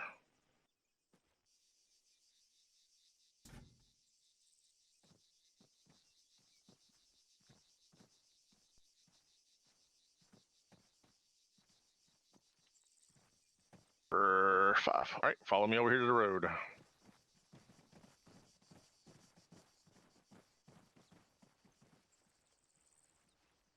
right, go ahead and line it up in front of me.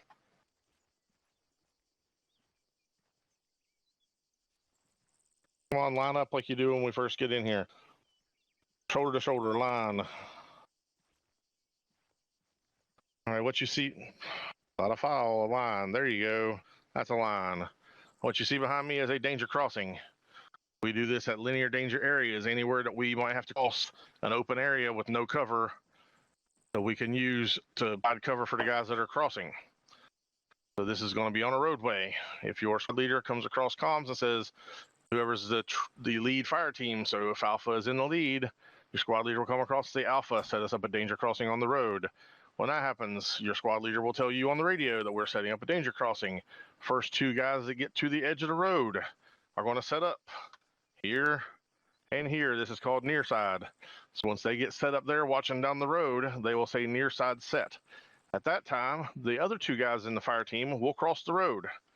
They'll run over here, and then they'll look and see if there's anything someone can be hiding behind. So say we got a rock wall right there.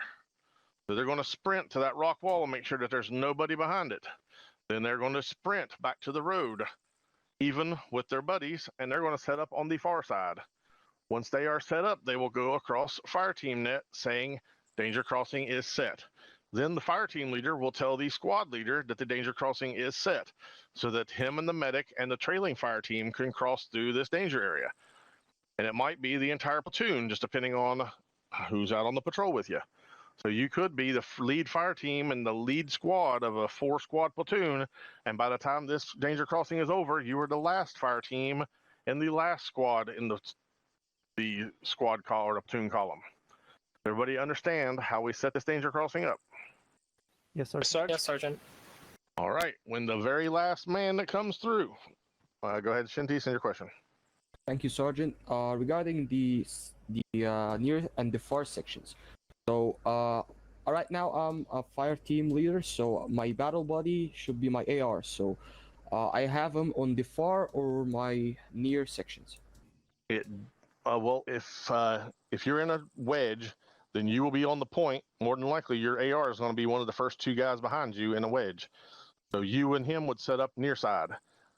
Now, if you think that any enemies are going to be coming from say your right hand side, then have your AR set up on the right hand side. He's your biggest casualty producing weapon.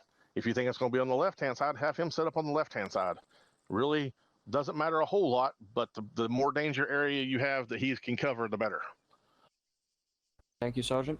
All right, once you have this danger crossing set and everybody starts crossing through, you will continue to look in your direction. You won't look behind you to make sure everybody's getting through. You won't look behind you to make sure they didn't leave you behind. You will continue to hold your area, your sector. When the very last man, doesn't matter if it's the last guy in the 2nd fire team or the last guy in the platoon, when he crosses this line, he will yell last man, letting this near side pair know that they are now the last guys on that side of the line. They need to pick up and cross.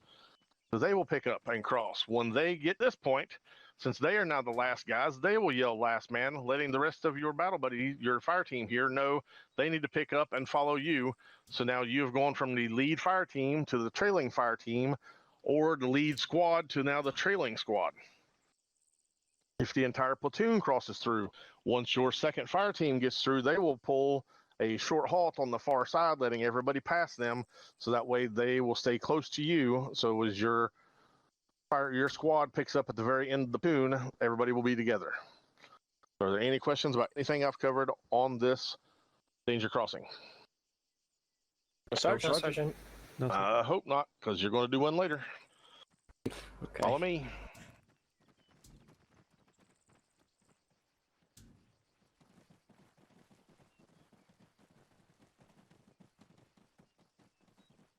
All right, hold right here. We just called a short halt. When we call a short halt, first thing you're going to do is you're going to hit a knee, and you're going to start picking up your sectors. So There you go. Somebody watching the rear, everybody watching the sides. If you're close enough to a rock wall that you can get to it within 2 or 3 steps, or any other kind of cover rather than just concealment, get to it. If you have to travel a long ways to it, don't do it. Short halts aren't going to last long enough. We don't want to spend 10 minutes getting back into formation when we start moving again. But if you see Sergeant Steele and the medic back behind you, they both fell back to that rock wall to get a little bit more cover. But they're close enough that they can prep back up and be back in the platoon or the squad column. Does anybody have any questions about the short halt? This could be a 5-second halt, let the trailing fire team catch back up to you, or it could be a stop so your squad leader can get his bearings to know if he needs to make a turn or needs to continue straight. All right, let's go ahead and get back to our feet and follow me.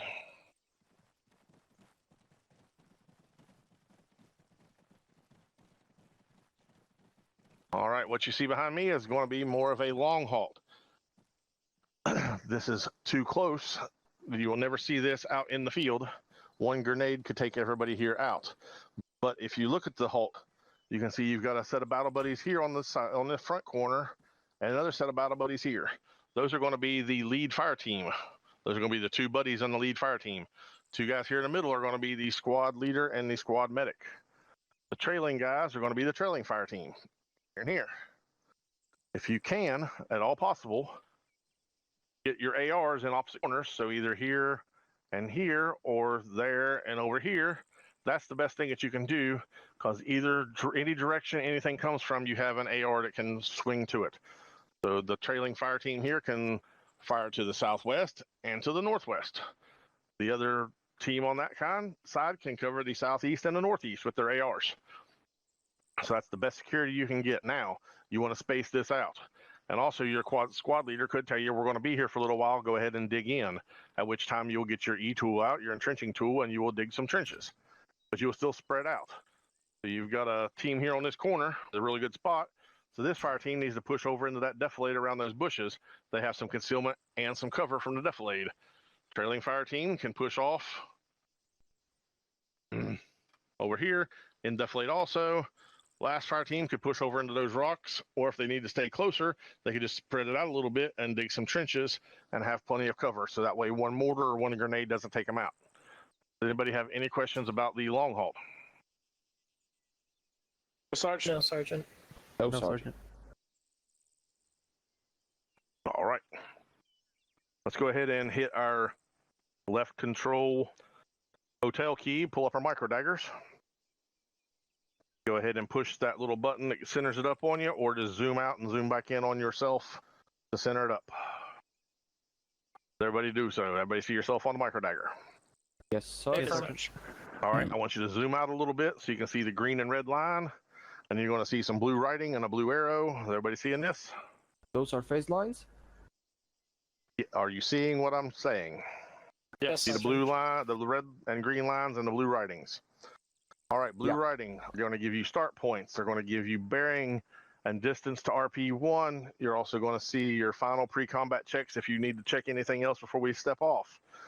The green line is going to be one of our phase lines. Yes, phase line green, then phase line red. So we could be pushing through somewhere and we're going to hold when we get the phase line green. So as soon as you get the phase line green, you're going to take security until you're told by your squad leader to go ahead and push to the next phase line, at which time you would push until you get the phase line red, then you would hold again, waiting for the next order. We're not going to hold at these phase lines, but we're going to look at the blue arrows. The blue arrows are giving you the motive or the travel, how we want to travel. So we want to stay in that defilade, we want to take that right fork, and we want to continue that way till we get to RP1. Everybody see RP1 out there on the other side of the phase line red? Yes, Sergeant. All right, Sergeant. RP1 is rally point 1. We're going to pull a short halt at rally point 1, and you can see right beside our rally point 1, we've got a road where we're going to set up a danger crossing. But you're not going to set that up till you're told to, so we're going to go ahead and get set up and move to RP1, and then we're going to do a short halt. So Alpha, I want you in the lead. Bravo, I want you behind Alpha. If you see this little white flag over here, at your bearing 067, go ahead and get your 2 fire teams set up in wedges over at that flag and wait for my order to step off. Sergeant, I got a question. Send it. How can I put my micro dagger like small its screen to my can't. left corner? You You can can't pull your drag it. micro dagger out and walk anymore. So if you need to check your micro dagger, then you need to call a short halt, pull your micro dagger out, get your bearing, close your micro dagger, and then step off again. Roger. So, am I gonna be enabled to make a short halt as a team leader without going back to our squad leader? Yes. Check the. You go across 100 and call a short halt to check bearing. That lets the squad leader and your Bravo teammates know that you're stopping so that everybody can get stopped while you check your bearing.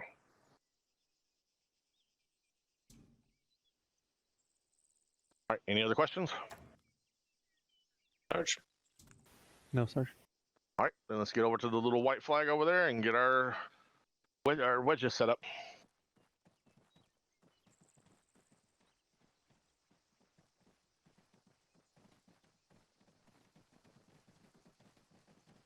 Get you up and up. Again? Rudder, want me to give it to you?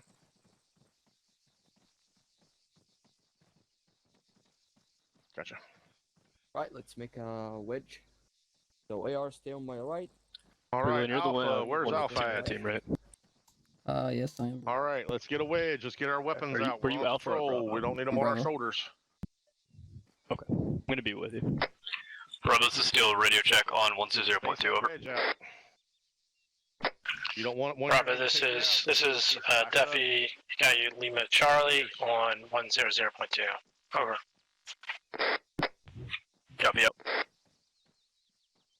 Bravo Volk, I will bring it back to about eventually tree use- where I'm standing. Thank you. There you Yeah, go.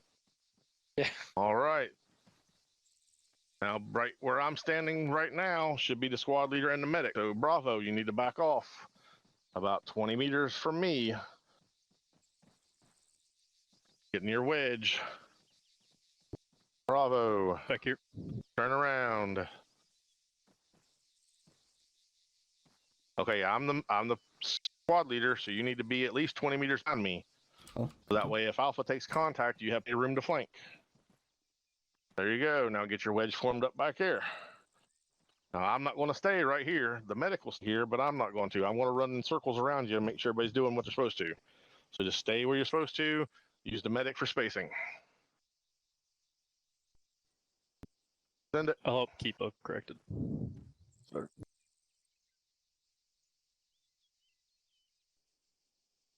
Not worried about it right now, no.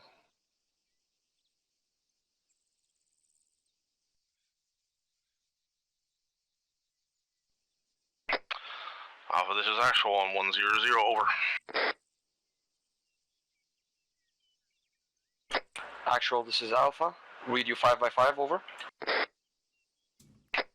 Alright, Alpha, I want you to go ahead and take us out. You're going to stay in this defilade. So you're going to move out starting at a bearing of about 053. Move in defilade. Stay along course. Take us to rally point 1. Over. This is Alpha, solid Kappa last, moving in the defilade. Time now, over. Roger that. Out. Bravo, this is actual, over.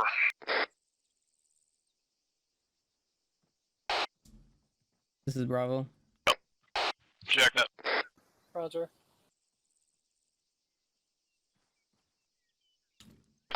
Actually, this is Bravo, Bravo. check that on your left. Bravo, this is actual. I want you to follow Alpha, giving him about a 50-meter spacing. Stay in defilade as much as possible. Out. Roger that.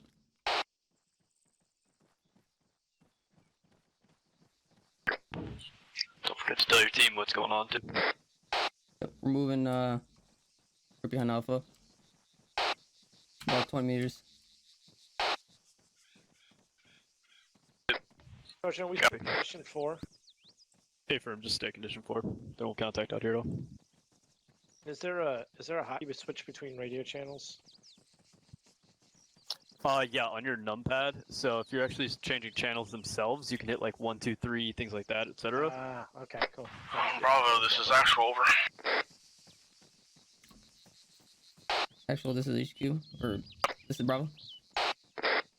Check. Holding. Yeah, so anytime we say check net, means you're just transmitting on your team net instead of squad net.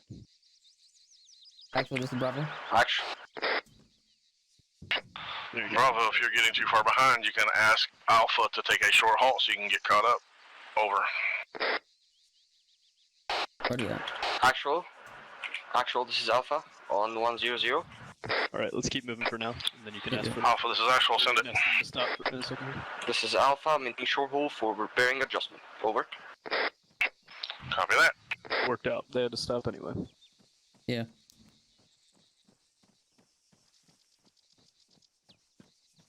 Yeah, don't pay attention to what I'm doing. I'm listening to both nets, because, you know, instructor and all. Typically, you don't listen to both.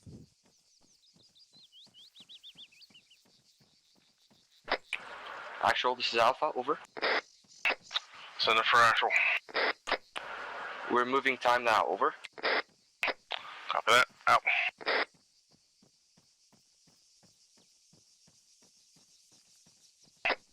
Alpha, you might, there you go.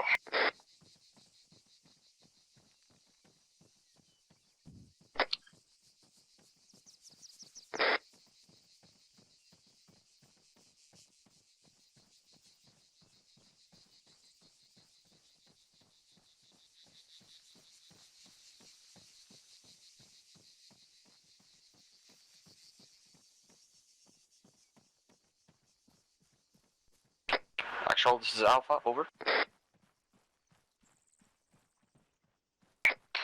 Alpha, this is actual, send it. We're at phase line 1. Now you're at rally point. Go ahead and get a short halt and take cover in the rocks. Roger that. My dagger's fucked Over. up again.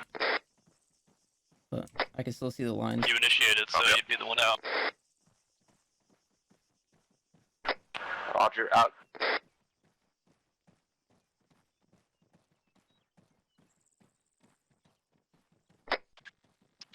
Bravo, you were crouching.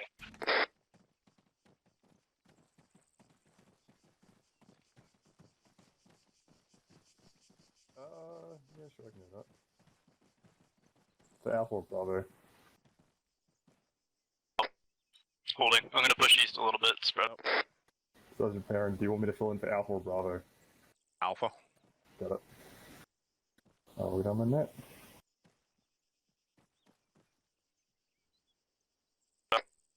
Still watching southeast. Alpha, this is actual. This is out. This is Alpha. Send it. Alpha, go ahead and get us a danger crossing set here so we can get across it. Roger that. Setting a danger crossing. Time now. Over. Roger, out.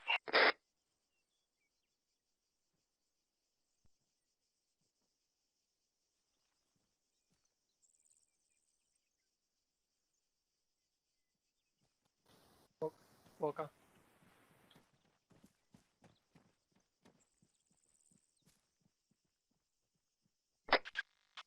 Bravo, let me know when to go. I'm looking back behind. Hey, firm. I'm gonna push up to take their old spot.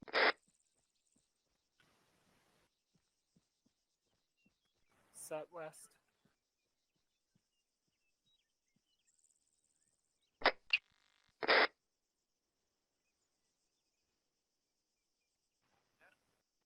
Grenadier set.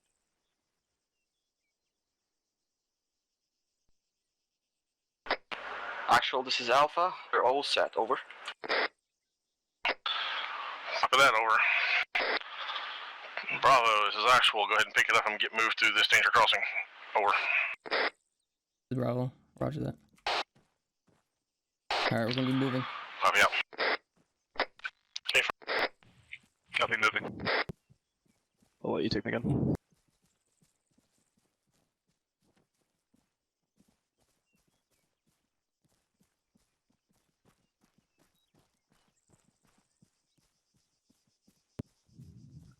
sure to yell last man as we cross through. Last man.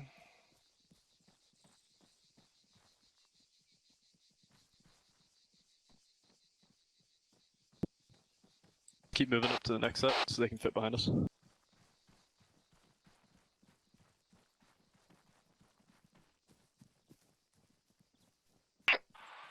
Bravo, this is actual.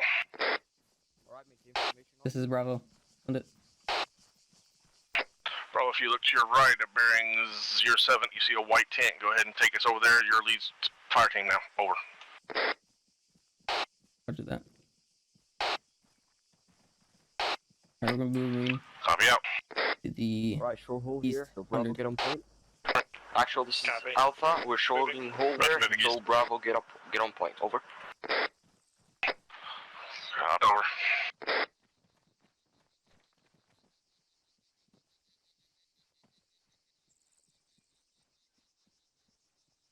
Go. Actual, this is Alpha. Moving time now. All right, bring it. No shade for you. Bring it over here. Good try though.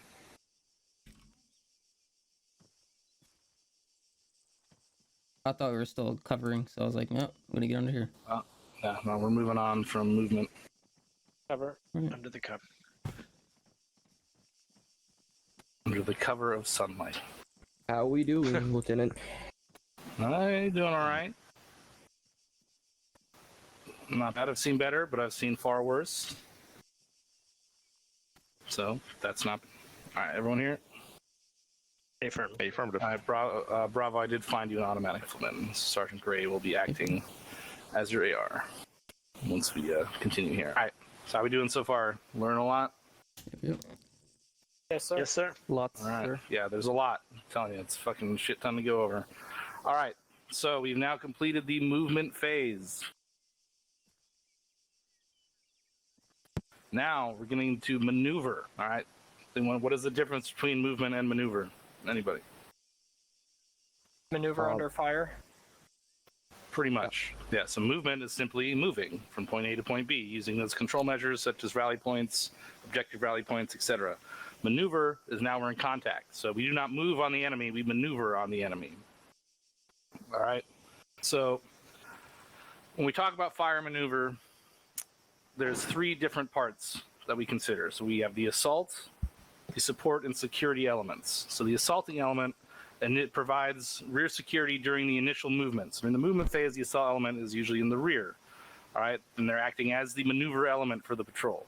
Next, we have the supporting element, providing a base of fire. They're on point when we start movement, and they are the ones that allow the assault element to maneuver around the enemy. Last, we have a security element, and these guys are obviously providing security for the patrol. And once we take an objective, they will coordinate to allow no one to enter or exit. Do you guys know what a cordon is? Anybody? Okay. Cordon is essentially just locking down entrances and exits, right? So you're putting a blocking position there, allowing no movement to go through it. All right. So you're basically locking off any sort of entry or exit way and securing it. That's basically what a cordon is. So the thing about fire maneuver, I want you guys, I'm going to paint a scenario for you guys kind of and how this works. So I want you guys to imagine a castle. So a castle we can usually easily picture on slightly elevated terrain, kind of in the open, open areas surrounding it with trees or other sort of concealment further outside of that open area. You guys can kind of picture that, right? Yes, sir. Yes, sir. Yes, sir. All right. So in a perfect world, this is how this would work. We'd push up to assault the castle. The support element is going to get on point. They're going to establish that base of fire. Security is going to move up with them and protect their rear and flanks while they engage the target, providing a base fire. The assault element is going to push out either the left or right flank, and they're going to maneuver on that objective. Once the assault element reaches the objective and they start to breach inside of that compound, that is the cue for the support element to start picking up. All right. Once they've lost visual sight of the element that they're supporting, they are no longer effective at supporting that element. Right. You can only support what you can see. So now security and are going to pick up. They're going to move on to that objective while the assault element is clearing it out, and they're going to establish that cordon. All right. So Anyone that's trying to flee while the assault element is clearing it out will be stopped by that cordon.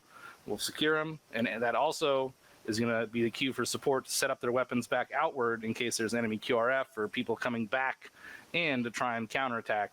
So now we've secured the objective, we have a defensive posture, and there you go. You've taken a fucking castle. So, granted, that's in a perfect world. That's just essentially how it would work. All right. Does anyone have any questions about just the fundamental idea behind fire maneuver there? No, sir. No, sir. Yes, No Lieutenant, I questions. got a question, but it's not about the maneuver. Okay, what's your question? I kind of had a bad timing with danger crossing. Once I was the squad on the point and I placed the danger crossing, then Bravo passed me. How can I just maintain the same formation after Bravo pass and I have to rally up with my team to get information? How can I do that? Don't. Just fucking get in a formation as you move. All right, we don't need to stop and try and unfuck things. Just, if you got to pick up and move, just fill it out. Use that common sense we talked about. Just get in a formation. You don't have to be on point all the time. That's just what's prescribed to start with. All right. If you end up being on the left side and your AR is on point or someone else is on point, well, that's fine. All right, you can fix it later. But if you got to keep moving, just get in some sort of formation that accomplishes the idea behind the purpose of that formation. Does that make sense? Absolutely. Thank Okay. you, Lieutenant. All right. So now we're going to get into the concept of bounding and bounding overwatch. So there's a few different methods here. So bounding overwatch in and of itself is used to cover open ground quickly while still providing protection. Covering units are authorized to fire on targets that they see.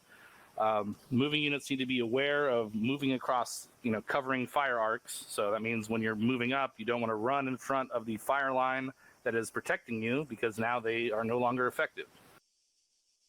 If you have to run through open terrain, there's a phrase that we use called a 3-second pass. So you get up and you run, you sprint as fast as you can. In your head, you say, I'm up, he sees me, I'm down. By the time you finish saying down, you're back on the ground with your dick in the dirt, all right? So that's a 3-second rush or 3-second pass. And so you can use that if it's going to take, a little bit to get into cover, use that to kind of move yourself. It takes about 3 seconds for someone to accurately engage a moving target. All right, so we've made it here. So say you take contact from your northwest. What's the first thing you do? Get low. Okay.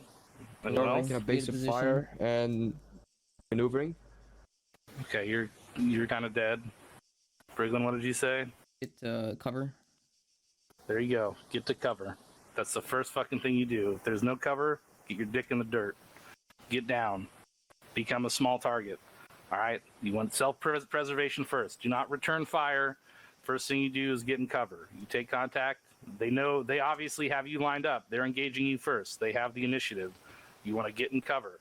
Now we're going to turn the tables. And we're going to do this by using one of two types of bounding techniques. So first one we have is alternate bounding, or alternating. This is the faster way to move, but it's less safe. Think of it as a leapfrog movement. All right, so one team has a base of fire, other team pushes up.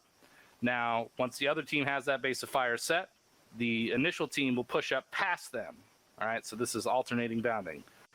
Next is successive bounding. It's slower but safer. So this is when one team pushes up and then the other team will push up online with that initial team. Is that making sense to everybody? Yes, Lieutenant. Yes, Lieutenant. Yes, sir. Yes, sir. Okay.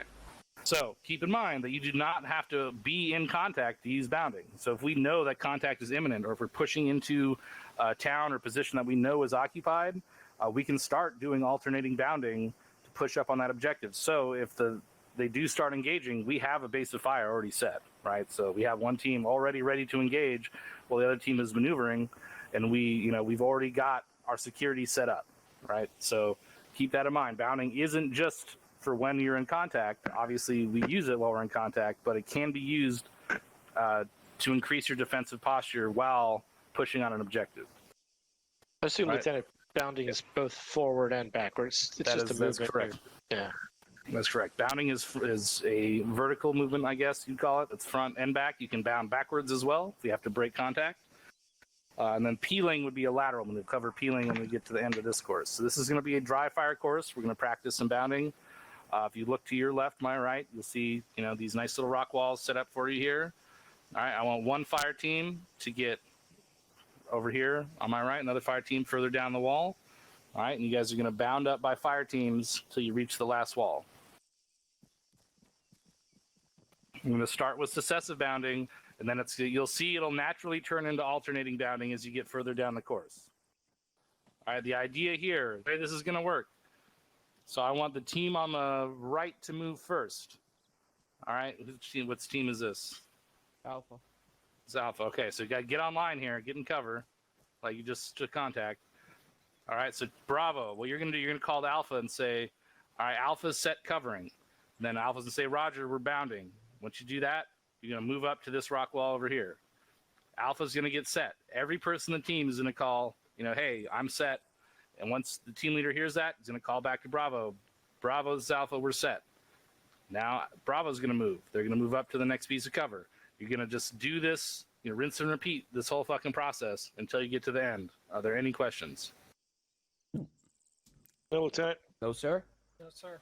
All right, remember to communicate. All right, this is key. Make sure you spread it out along the wall. Do not push over the walls. Once it's time to push over them, do it. But make sure you're set before you say set. Like you're still moving into position, you're not set. All right, being set means that you are ready to engage any targets. This is dry fire, so make sure we got enough loaded. And let's give this a go. All right. Mick, I got a question. Send it. That first wall, that little wall, are we still gonna bound to that? It's at your discretion. All right. If you don't think it's bad, if you think it's bad cover, you can push past it. I'll leave that up to you. All right, let's make it happen. Alpha's moving first. So Bravo, tell him you're set. Alpha, this is Bravo. We are set. Bravo, this is Alpha. Roger that. Bounding now.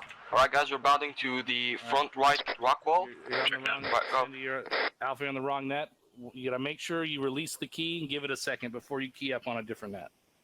Okay, so that was transmitting on the squad net, right? It was transmitting continuously on squad net. You gotta give it, release it, give it a second, and then retransmit. Disregard the last. All right, Alpha, we're bounding to the front right rock wall. Moving time now. Let's go. Yeah, get up and sprint as you can.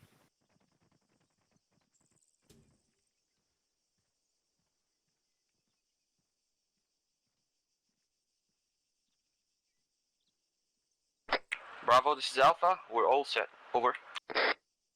Alpha, this is Bravo. We're bounding right now. All right, we're gonna be going. Moving. Copy, moving.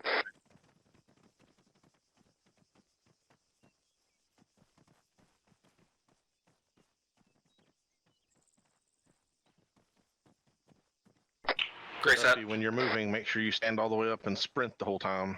Don't stay crouched down. You're moving slow. Okay, got it. All right, keep it going. All right, so for you, Bravo, make sure you indicate where you're going because you got one guy back here. You didn't know if you're pushing all the way up here. All right, so make sure you're clear on where you're going to your team. All right. All right. Sergeant Steele will push up here with him.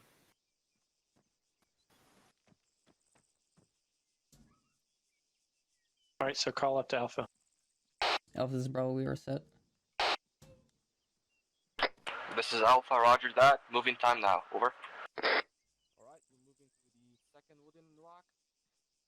Leave the first one and move for the second. Let's go.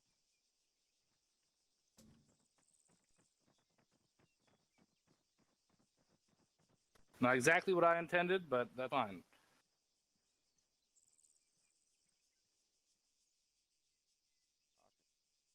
All right, Bravo, I want you to move here. Bravo, this is Alpha.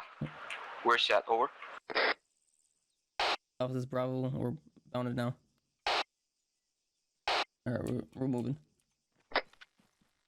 Moving. Company moving. Stand up and sprint. Stand up and sprint. Great set. Stand up. Alright. Don't kneel Still set. down. All right, I want Bravo to bound one more time. Alpha, stay covering. Alpha, this is Bravo. This is Alpha, we're covering. Alright, we're bounding now. Let's go. Moving. Still moving. Great set. And one Still more set. thing when you're moving, try to Copy, keep your set. same position on the wall. See, now you've got 3 guys jumbled up here on the last 2 meters of the wall because everybody kept running at angles. There you go. Copy set. We're gonna set. Bro, this is Alpha. We are set. Alpha, this is Bravo. We are This is set. Alpha. This is Alpha, solid copy. Bounding time now, over. Alright guys, let's move. Checking out on us.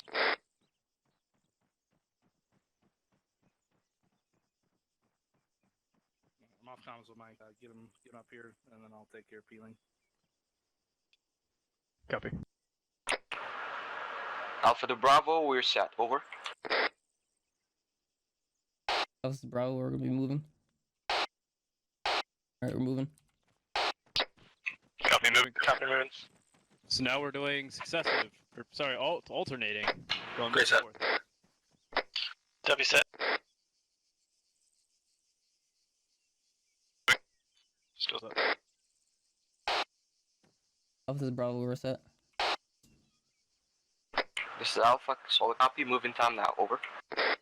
Alright, let's So now they're going to move past us. So now we're alternating bounding. Keep your eyes down range. You don't need to watch them run. You need to watch for anybody shooting at them.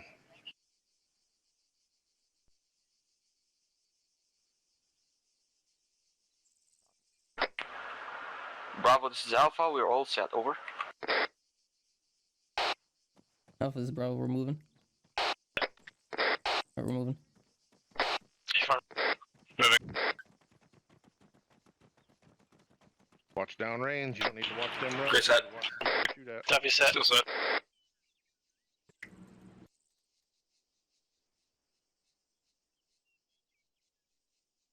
Call up to Alpha. Alpha, this is Bravo. We are set. Copy, bounding time now, over. Alright, let's move.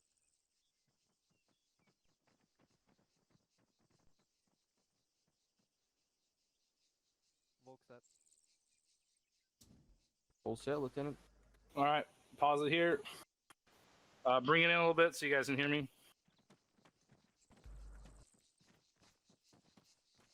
All right, so I saw Alpha. You guys went ahead and did alternating bounding to start with. That's fine, as long as you understand the difference between the 2 types of bounds. All right. Any questions about the alternating versus successive bounding? No, sir. Lieutenant. All right, so when we're actually taking fire, we're in contact, I would recommend successive as opposed to alternating. Alternating is best used, like I said, when we're pushing up to known enemy positions, so we're covering ground faster, but it's not as safe. Once we start taking contact, we want to make sure we have suppressive fire or some sort of base of fire to keep the enemy's heads down while we push up, and the best way to do that is with successive bounding. All right. So let's talk real quick about breaking contact. So breaking contact simply means we're going to stop engaging the enemy. We're going to reposition, or we're going to pull back. We're going to find a better way to attack the enemy position. It's not a retreat. All right. To be clear, it's just a tactical re-engagement. So we're going to move back. We're going to break contact. We're going to break sight lines with the enemy. Then we're going to maneuver to somewhere else and re-engage. All right. So that's what breaking contact is. So to break contact from here, you use that same sequence of bounding backwards to break contact with the enemy, right? You pop smoke and pull back. Another team will keep engaging. Then the other team will get set, re-engage, provide cover for the other team, so on and so forth. So same shit. Works both ways. Now, the other maneuver we're talking about here is peeling. So this can be used also to disengage or to move to different covers, shifting fire over left to right. So peeling is a lateral maneuver. All right, so this one can be done in, squad side. You can peel a whole fucking platoon. So the way this works is if I said peel left, the person on the furthest right down here, All right, so that's Specialist Cummings, I believe. He's going to pull back from the line. He's going to yell peeling left. And then as soon as he crosses the guy to his left, he's going to say last man. Once he hears last man, that's his cue to pick up and start peeling himself. And this process will continue all the way down the line. The idea here is that we still have as many weapons as possible engaging, but we're shifting the firing line either to the left or right. All right, so we're going to practice this real quick with a left peel. Okay, anyone have any questions about how this works? No, Lieutenant. No, sir. No, sir. Okay, so just make sure you got to really communicate this. Make sure everyone's on yelling. So just pull back from the line, call peeling, and then last man as you cross the person to your left, and that's their cue to get up and start peeling and do the same thing. All right, so spread it back out on the walls, and we'll get this shit done.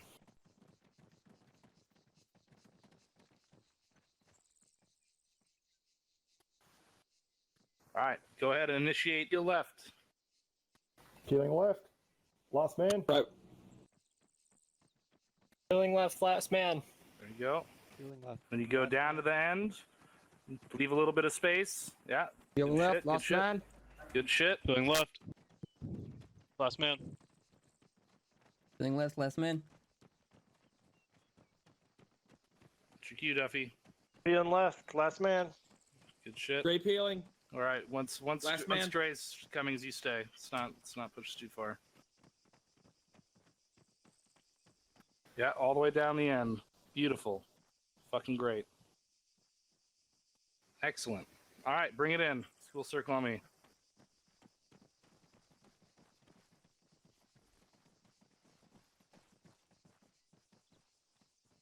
All right, pretty good fucking peeling maneuver.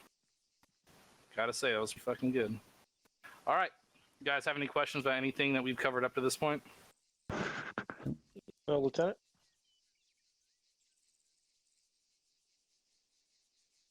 All right. Yes, I think you're ready to try. What's that? How can I call that up on the radio on the squad net? I'm peeling or bounding. How to call it on the squad net? Yes, sir. So usually you'd receive an order to peel a certain direction. When it's you're not up to me. I mean, it can be. If you feel that you need to peel left, you call it out and say, "Hey, this is Alpha. We're gonna peel to the left." All right. I mean, that's all you got to say. But when you're peeling in a squad like this, right?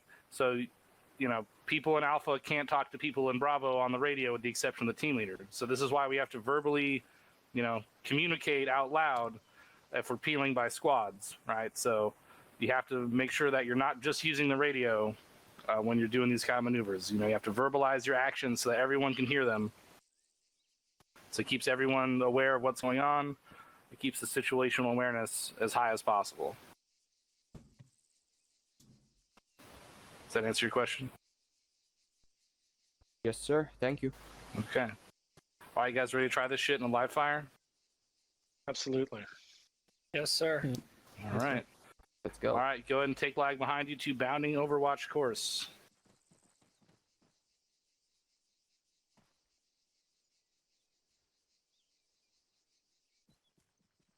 All right, bring it in once you're all here. All right, behind me is the live fire bounding Overwatch course. All right, so it's going to be difficult. If you actually come to your left, my right here. You guys see those 3 flags down at the end there? Yes, sir. Your goal is to get to those flags. All right, you will be engaged from the top of the hill, that fortified enemy position. I hope you shoot back. I've done this before. All right, well, welcome back. All right. So this time, I'm going to give you guys about 5 to 7 minutes. If you got to go take a piss, do whatever you got to do. If you want, you can get up on the HESCOs and take a look at the course. Try and plan how you want to tackle this. That's fine. Do not enter the course, so do not go past this first set of HESCOs. Sergeant Steele will be your acting squad leader. Specialist Cummings will be your medic. All right. The medic can also be reached on frequency 100. So team leads, if you need a medic, you can call him directly. From? You guys have any questions before we get this going? Which is medic. This is Bravo, right? Let's see our mic. Mic's fine. Huh? Okay. All right. So there you go. 5 to 7 minutes. Do your thing. If you're stepping away, take a piss, take a knee. If not, good luck. Lieutenant, I got a dumb question. When you say off comms on mic, why don't you say off comms off mic? No, off comms one mic. That's just off comms. Then indicate the amount of time that you're probably going to be gone. Okay. Here, see, I told you it was a dumb question. Thank you. The only dumb question is the one that not asked. That's just a really, really dumb question. So. Yeah, exactly.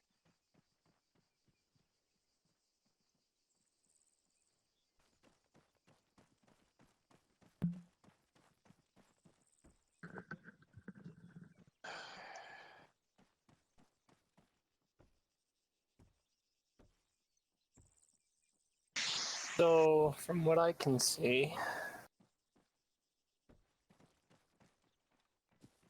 gonna be team on the left is gonna have to break further left so that we're not running through the field, and some goes with the right, whatever team's on the right. So the first one is about 30 meters, and the second one's about 60 meters, and then you got the rocks. Yeah. About 80 meters. The whole thing is 400 meters. Well, I'm just looking further ahead. There's mounds of just dirt, and there looks like a shell. So those first rock about halfway on the right of the trees, and then the rocks that are sticking up, that's about 2/3 of the way, almost 3/4. Hey, firm, y'all should be good to go. I'm looking at. Yeah. So if you want to get with Andy and see if we're gonna alternate or whatnot. Yeah. Well, hey, station this net. This is actual radio check on 100.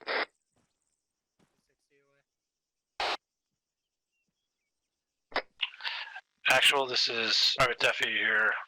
Lima Charlie, everyone. 100. No. Sorry. Actual, this is Private Duffy. You are Lima Charlie on 100. Over. Okay. I got like 3 things. So first. Alright.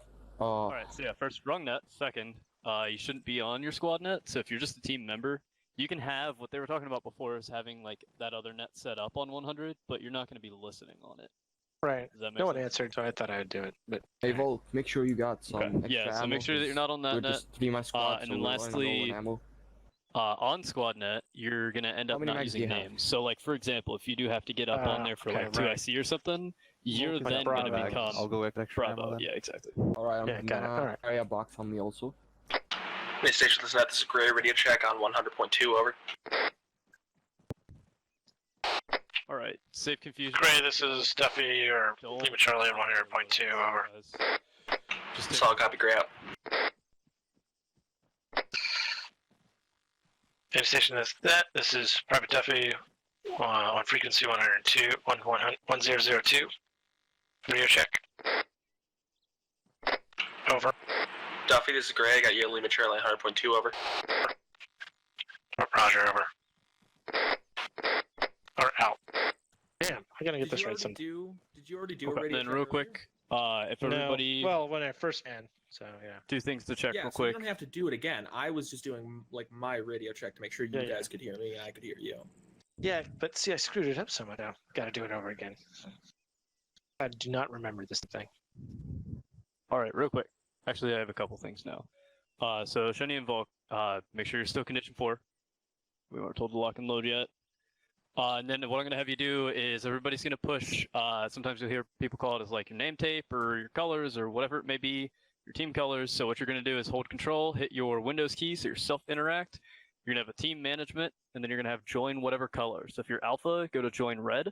If you're Bravo, go to join blue. And then that's going to change your name, as well as it'll change it on like your micro dagger and shit like that. So it makes it a whole lot easier to track people. And you'll see like Mike and Actual are typically like green and or yellow. Looks so beautiful. This is standard for basically every squad. Is Alpha is red and Bravo is blue, so it's a quick thing that you guys I'm should gonna change the be green able to just so you see at a can glance. Yeah, that's orientate fine. me. Milwaukee, go ahead. We are wanting to put earplugs in before. Make sure we do that right. Mm-hmm. Yep, that was my second thing. Go ahead and put earplugs in if you don't know how to. Self-interact again, it's under equipment, and then you'll have earplugs in. If it says earplugs out, then you've already got them in. What? Exactly. Yeah, I'm not dealing with Wait till any you guys hearing make issues that might occur. Sergeant Steele gonna Yeah, be feel our that. actual for the day. Affirm. I'm going to be actual for now, for this course. So some Alright. mics might Be be free, nice. my children. Some mics Like, might be nice and they'll have Duffy, extra sets of earplugs, but Gray, me, you're with I me? don't, Bravo. because I expect everyone to hold them. Stay firm. So if you Alright. get deaf, Mean Mike. your own negligence. You're gonna be my cover guy. What is the range of You just that? need to spray. Also, do you both got teams any on this smoke net grenades? advise Mike is also on 100, so if you have somebody that goes down, don't fucking call for me, call Oh, for Mike. Got it. Copy that. Alright, make sure you guys got your smoke Make ready. sure you get your grenades, smoke grenades, loaded up. Here's this blue 4 on 3-1 radio check over. Stay firm. Equipment firm. checked. We able So, to lock and load? if I'm right to correct, you guys Copy. have gone through I'd some say sort give of them basic another medical minute or training. So, but we're ready. Over. Basic, yeah. Sort of. Okay, cool. Oh. Sweet. That's good to know. Well, if you get anyone down, drag them into cover, and, just call me up, and I'll try and get over to you as best as I can. Alright, so you're the medic? Yep. So, just, if you're being engaged, and a man goes down, try and suppress the contact, pop smoke if you need to. I don't know what Drag him Duffy into went to cover, piss you off, call but yeah, me, you might want to and stop. I'll see if I Stop can get aiming over at and him. assist you guys. Alright, both teams, wasn't go ahead loaded. and start getting set up behind the Heskos. We're going to be starting here shortly. How does he know there's not one in the chamber? Also, both teams clear to lock and load. I was also looking in my pockets. Alright. Lock and load. Floor copies. Load them grenades. Throw Actual, smoke this is grenades. Alpha, sitting on the left Indeed. side. Over. Copy, Alpha. Yeah, A-firm. Ready to go. Great set. Okay, so Steele, what's the button for the windage? I forgot about that.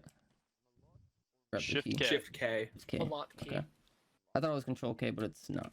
that's a nice name by the way. Thank you. Kind of like Alright, so Duffy, when you're shooting them grenades, you're gonna want to be shooting, smoke. It's not the only thing. so Haha. use that for concealment.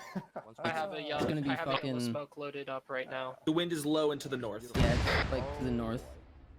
So, Here we go. Okay, to him, that might be he won us. I have movement right side of the bunker under the camo nets. If you guys haven't figured it out already, Alpha, go ahead and start pushing. Bravo, hold for now. Suppressing. This is Alpha, copy. Moving time now. Over. Alright, guys, let's move. Check note on last Alpha. Moving. Volk.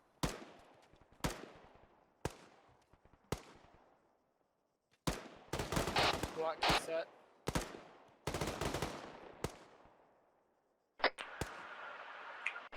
Bravo, this is Alpha. We're all set. Over. Alpha, this is Bravo. We're gonna be moving. Alright, Wrong net. let's start moving. I'll keep count. Follow on that. Oh, trust me, I'm sure you'll. Contact left side of center tower. Alpha, this is Bravo. We are moving.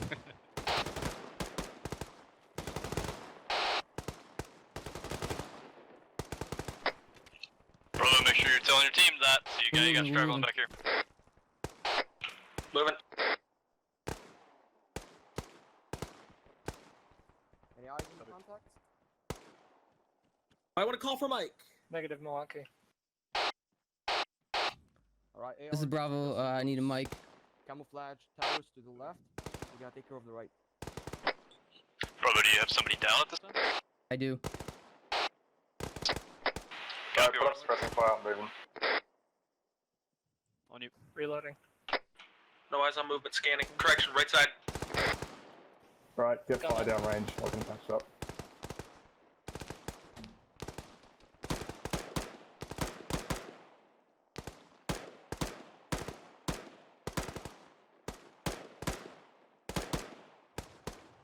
Just gonna start CPR. He's fine. Do that? Alright, Camo. he's patched up. Alright, let's. Alright, I need my gunner lighting down some bursts. I'm just gonna give him some morphine. Yeah, copy that. Scanning for target. Just gonna wait. CPR finished. Alright, awesome. On your left. Suppressing red side, no target found.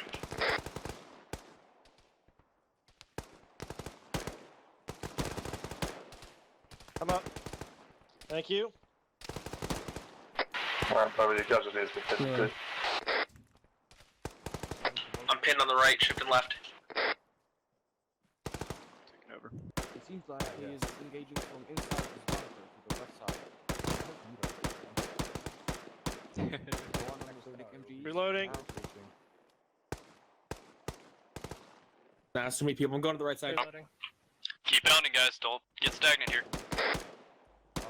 Bravo got a man down. I thought they really want us to move. Freeland, why don't you call movement? We can move up. Alright. Alpha, this is Bravo. We're gonna be moving. Solid copy. We're set. I got 1 times left side of the center Bravo tower. is moving. Maintain some suppressing fire for them. Check net on last Moving, alpha. suppress fire. Yeah, he knows. Alright, we're gonna be moving. Affirmative.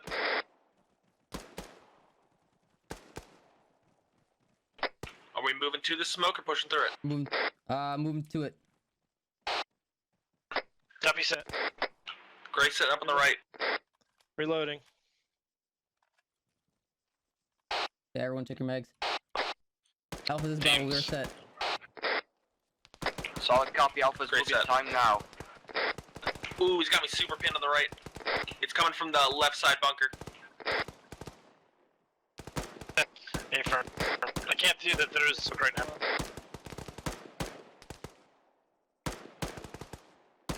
Yeah, left side of the left bunker in the rocks. Yeah.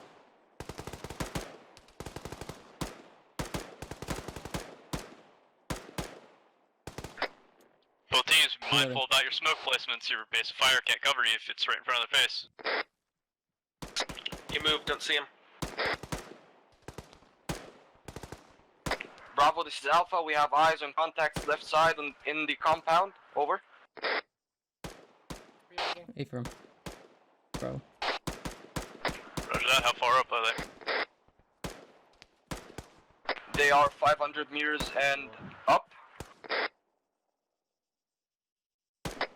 Copy 500 meters. Reloading. Don't see anything on the right side.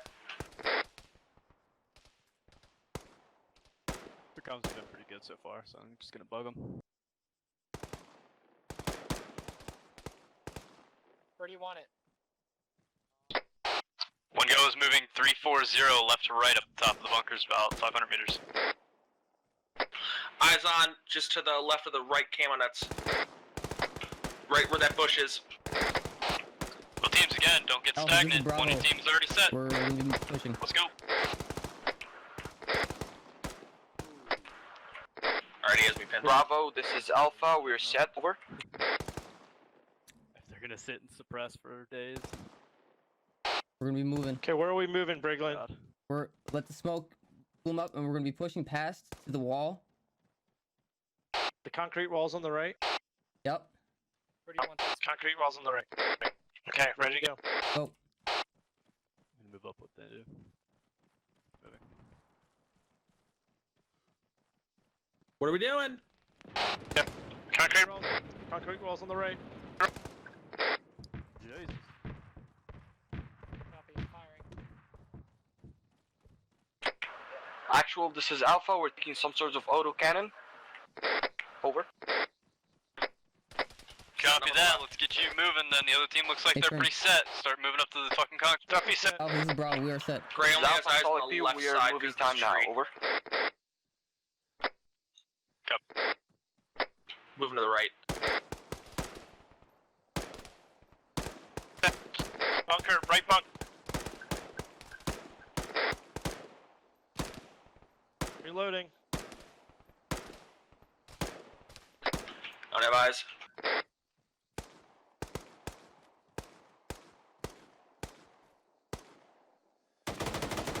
Don't have any eyes on the left. Don't see nothing. This is Alpha. We're I got all the left. set. Shift Over. over and cover the right.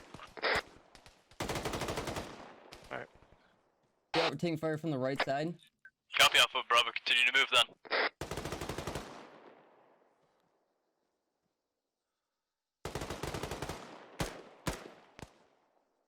Right side of the bunker.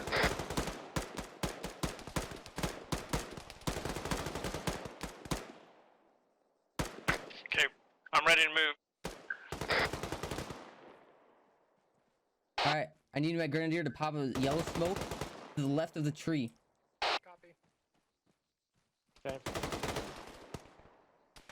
Reloading. Got me fucking pinned. Moving to the right. Grenade out. Alpha, this is Bravo. We're gonna be pushing. I just placed a smoke right in front of the middle of that. Alright, let's push to past the tree. Ready to move. Please. Alpha, this is actual. It looks like the bows in front of you guys. Once they get set, go ahead and bound up 2 pieces and try to get back online with them. Over.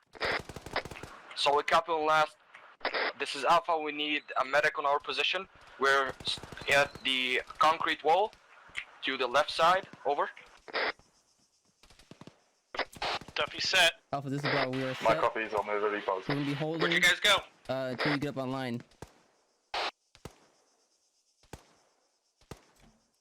We're right here at the past the smoke. Alright, maximum doors closed, Alpha. Copy, Brio.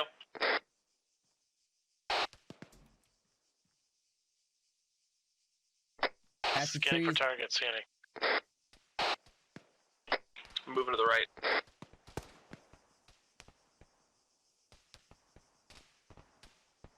I need everyone to push through that smoke. Get up to me. Yeah, great, sit up on the right.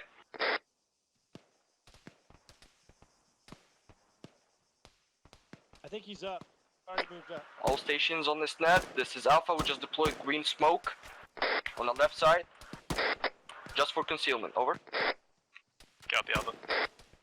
I got the left. Set up in the middle. Yeah, I'll take the middle. Oh, I'm down. getting fucked. Someone got it. Yeah, he's coming from the left bunker. Left bunker. Left bunker.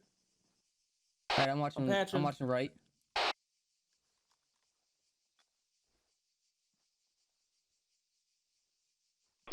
I'm not seeing Alright, Bravo, you guys are gonna stay holding where you're at as a base of fire. Alpha, I need you to bound up 1 more piece of cover.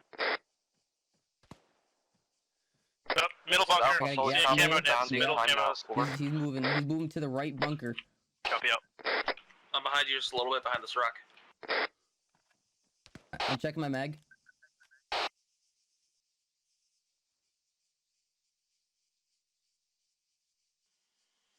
RPG. Oh, RPG. They came from the right bunker. Give me a little bit of burst up there. On it. Reloading.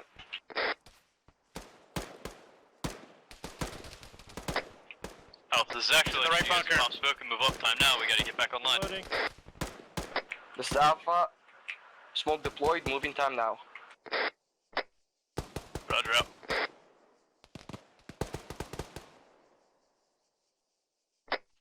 Scanning. Getting. Can you check on Bravo's position? Give me a minute. Okay, I see them. Okay. Lock key set. Middle camo. By the tower. Got him. Moving left. This is Alpha. We're set. Over. Can you tell us where we're bounding to when we bound? bunker. Copy, Alpha. Now both teams go Yeah, back we're to gonna bounding beam to them back and rocks forth, stay right online there. with each other. Do you have a grenade? Do you have a grenade for that I do. new tube? Okay, so I need you to pop it in front of Where that do you Humvee. want to throw it? In front. I mean, if you can get a grenade in that M320, You may I throw need- him a grenade now? right in This front of the is Humvee. Alpha. We're broken set. Humvee, to the 320. Hearing bullets coming in around me. I don't see where he is. Send. I got hit. I got a bandage real quick. Safe room. Oh, this is Bravo. We are holding position. We are medicing right now. This is Alpha, solid copy. Alright, ready to move. Alright, throw that smoke now. You want me to throw the smoke now? Okay. Yep, right in front of the Humvee, as far as you can. Alpha, this is Bravo. We are moving. Movement, left side bunker.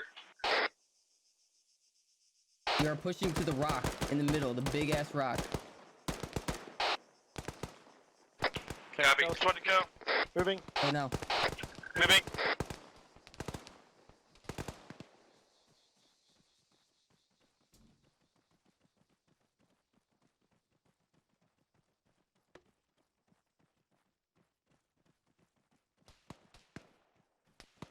Duffy set.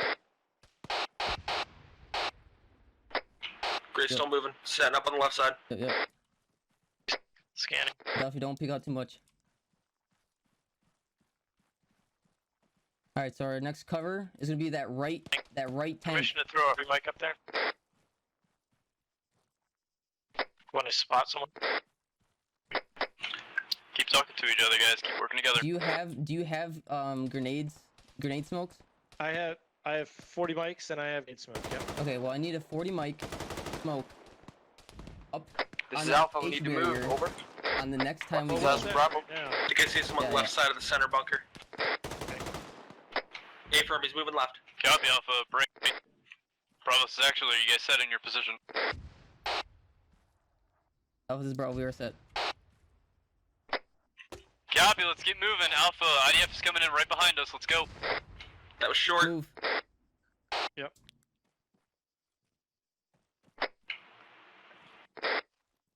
I don't know if that was R40, but it was way short.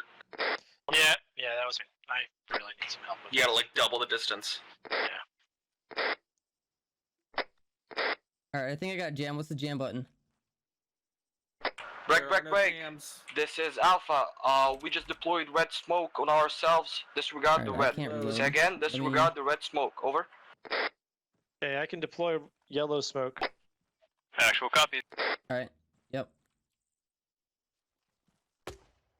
This is Alpha. We are Shift side. pretty much red on ammo and smokes. Over. We got a... Oh, this is Bravo. Did you pop that red smoke? I popped the yellow smoke. Alpha, this is Bravo. Did you pop that red smoke? Yes, he did. Can't cover anything. I'm completely obscured by smoke. Red smoke. Disregard it. Affirm.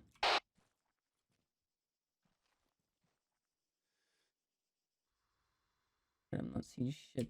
I want them This to is fucking Alpha. move. We're gonna be moving from the Thank you. this little defilade Moving. to our left side. Deploying smoke's smoke cleared up, time but I now. can see. Over.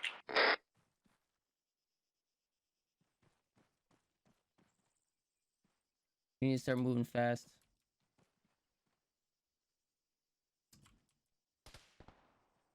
Right side bunker. Suppressing right side. Actually, correction, right side rock. This is The rocks Alpha. on We're the- set on to the left side, bunker. guys. Over.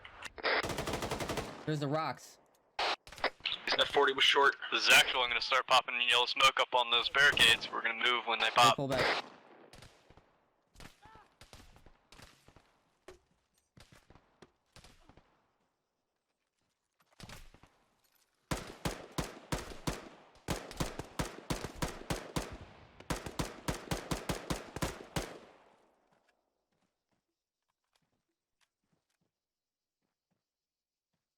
Alright. Any of those close?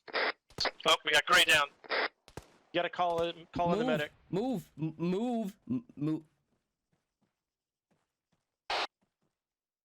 Alpha, or I need a medic on Bravo. This is Alpha. We don't have any medics. Call it. Call it for actual. I've got a medic right next to me. Don't know what you're talking about. Roger that, Bravo. What I need you to do is administer first aid, bandage him, and then perform CPR. I'll be over at you in a jiffy.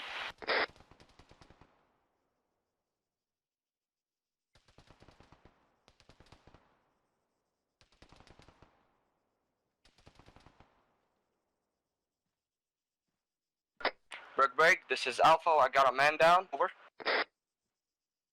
Alright, Alpha, get one of your men to perform first aid on your patient. Duffy, I need some suppressing fire. Keep their heads down.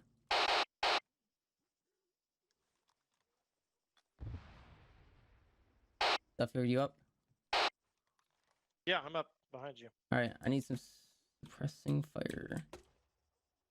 Okay. How's your casualty looking? Oop.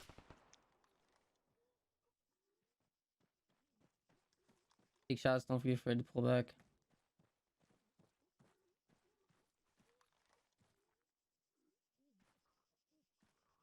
Scanning. We know he wants that door a band-aid. Just tossed it between the two vehicles in front of me. Alright.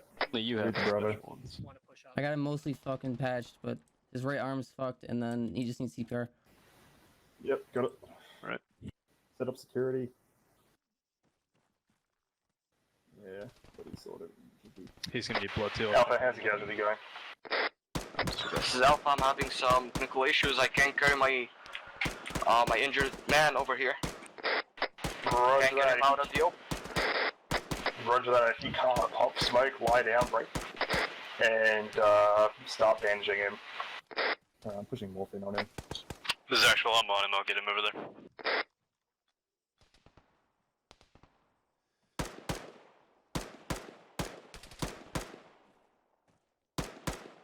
We're gonna have to wait for the smoke to clear before we can actually shoot anybody.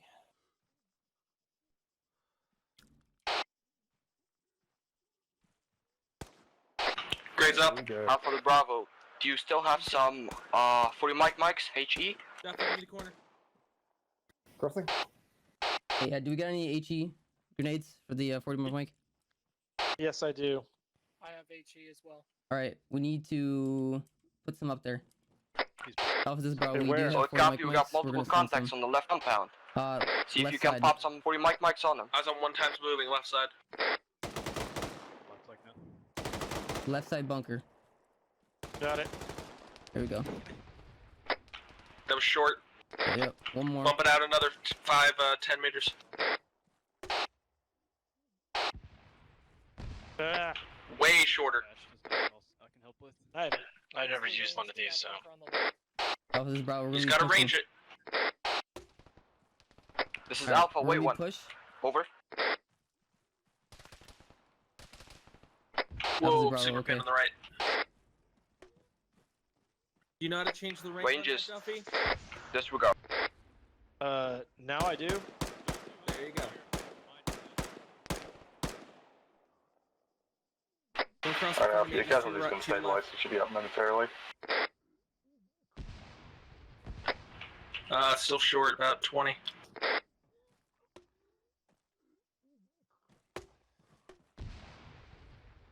Ooh, you're almost there.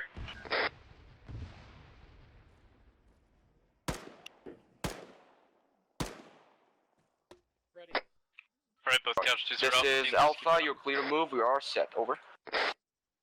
Alpha, this is Bravo. We're moving. Alright, I'm popping a green smoke. Over pop that fucking yellow smoke up in there. That's dead on. Good. Get it up in their face. Roger. Fucking Christ. I gotta reposition. They got me pinned. Alright. Wait until the smoke, and then we're gonna move. Alpha, this is Where? Bravo. We did pop that green smoke. We're gonna move right to the fucking Hescos. Copy, brother. Copy. Right to the flags. Alright. Alpha, this is Bravo. Heavy fire up there. We're gonna be moving to the Hescos. Push. This is Alpha. So we were trying to return back, but we do not have eyes on the shooter. Over. The long fucking push.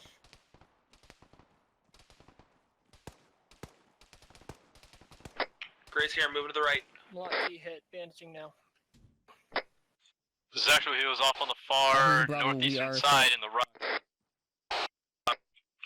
Step on everybody else's traffic. Let's keep moving. This is Gray. I got the right side if you guys can get the left. Stay firm. All right. On your left, Brigland, don't push out too much. Green smoke is concealment. Break, Slowly down suppression on the right side. We just deployed green smoke for concealment. I say again, green smoke is for concealment. Over. Roger that. Copy. Not necessarily an emergency, but well done.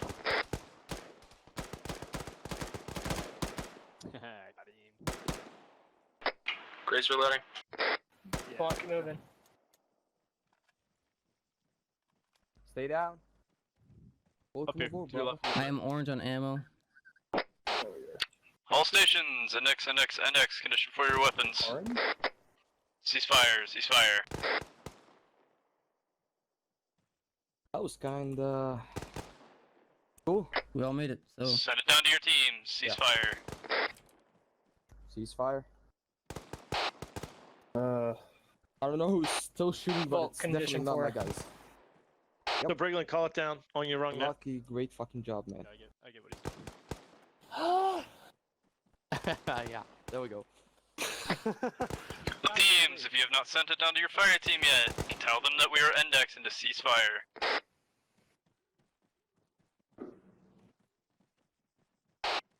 What index means, Sergeant? I'm not hearing index or ceasefire on team. Index. Condition for your weapon. Copy that.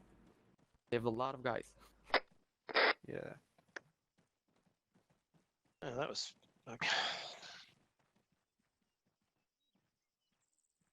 User left your channel. Over. All right, Mike, check medical. Ones, line up over here. You're a little quieter, everyone young. else. Thank you. PV1's over here. Everyone else with me.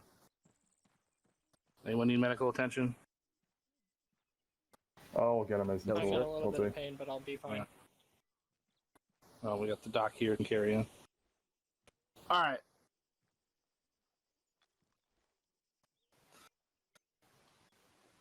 All right, first question. You guys have fun? Yes, sir. Yes, sir.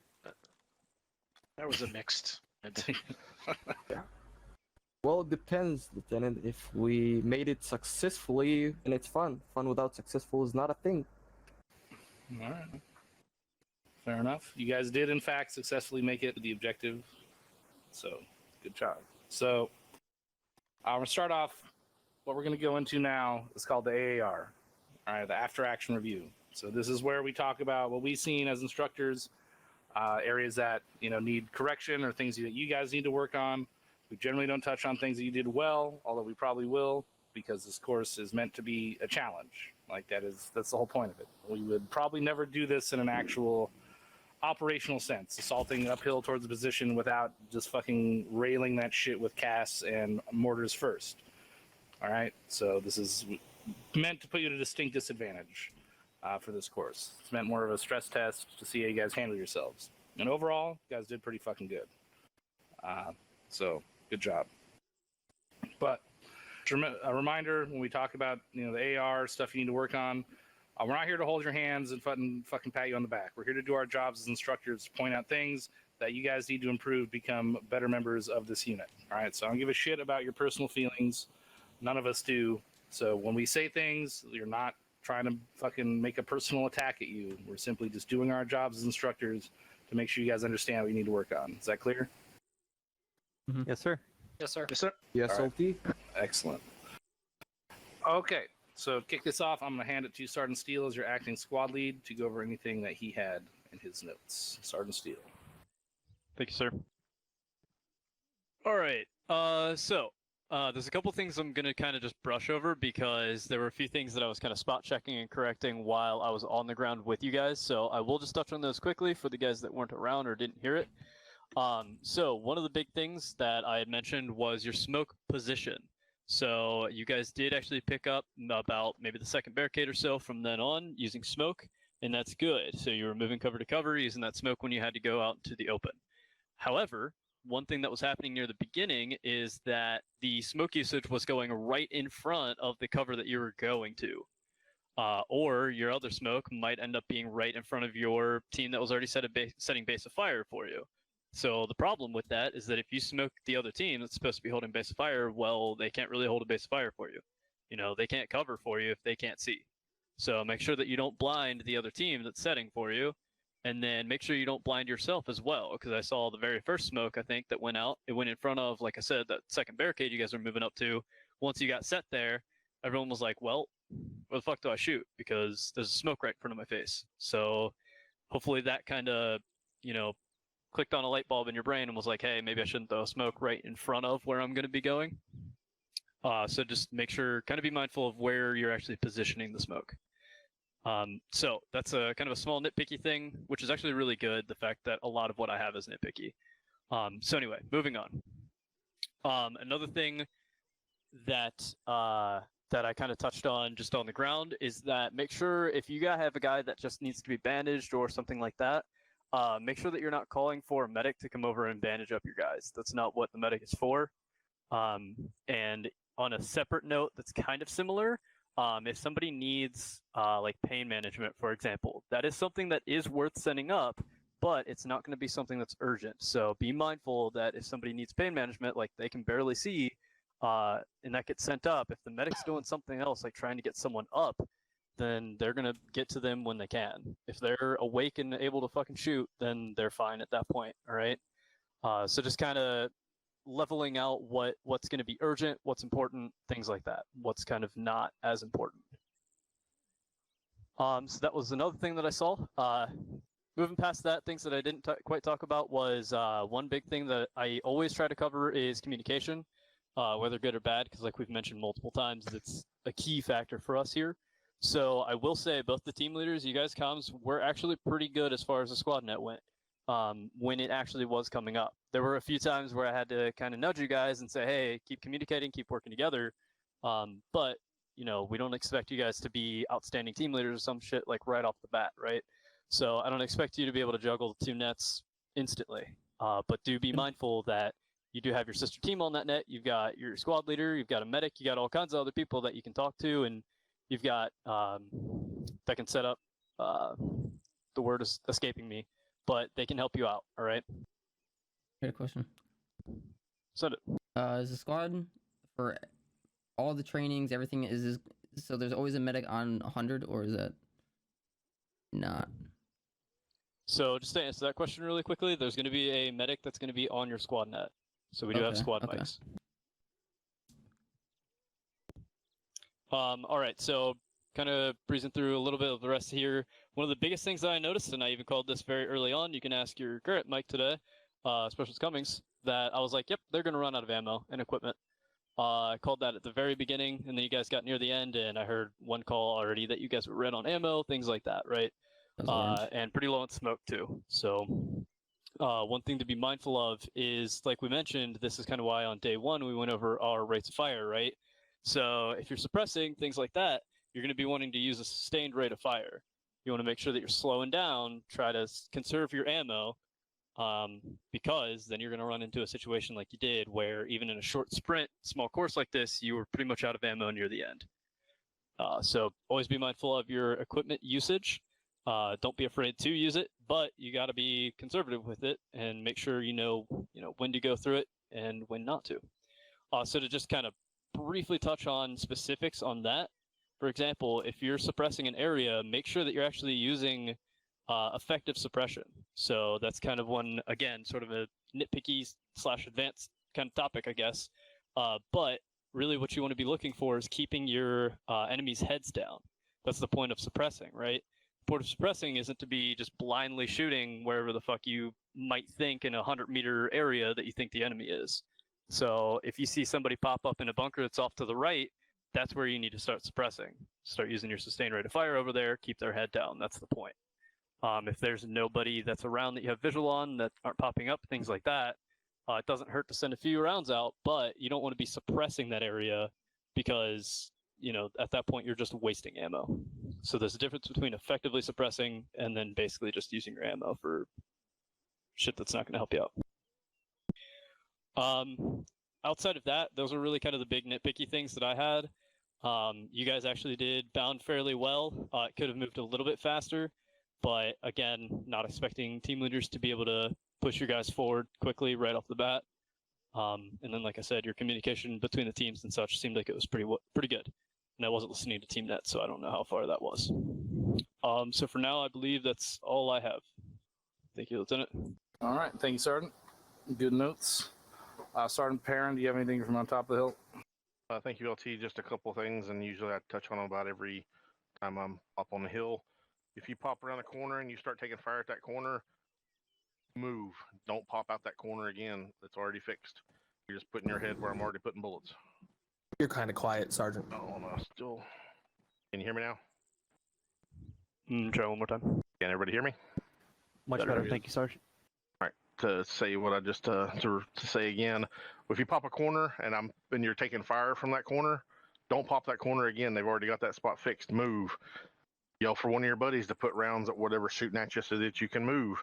Don't keep popping the same corner or the same two corners if you're traveling between those HESCO, or not the HESCOs, but the concrete barriers back behind us here on the, if you're facing downrange to the right-hand side. They're about, I'll just say about 9 meters long, but that's wide enough that I still have view on both sides of it. So you pop one corner, then you run to the very far end of it and pop it. It's very easy to get on target. The pop, smoke, move. Don't keep popping the same corners. You're just sticking your head out waiting for me to hit you. And when you're throwing your smoke, make sure it plumes. I ran out of ammo when you ran out in the open without waiting for your smoke to plume, or I would have dropped somebody. But just make sure you let your smoke plume up so you get as much concealment from it as possible before you move. That's all I have. Thank you, LT. Roger that. All right.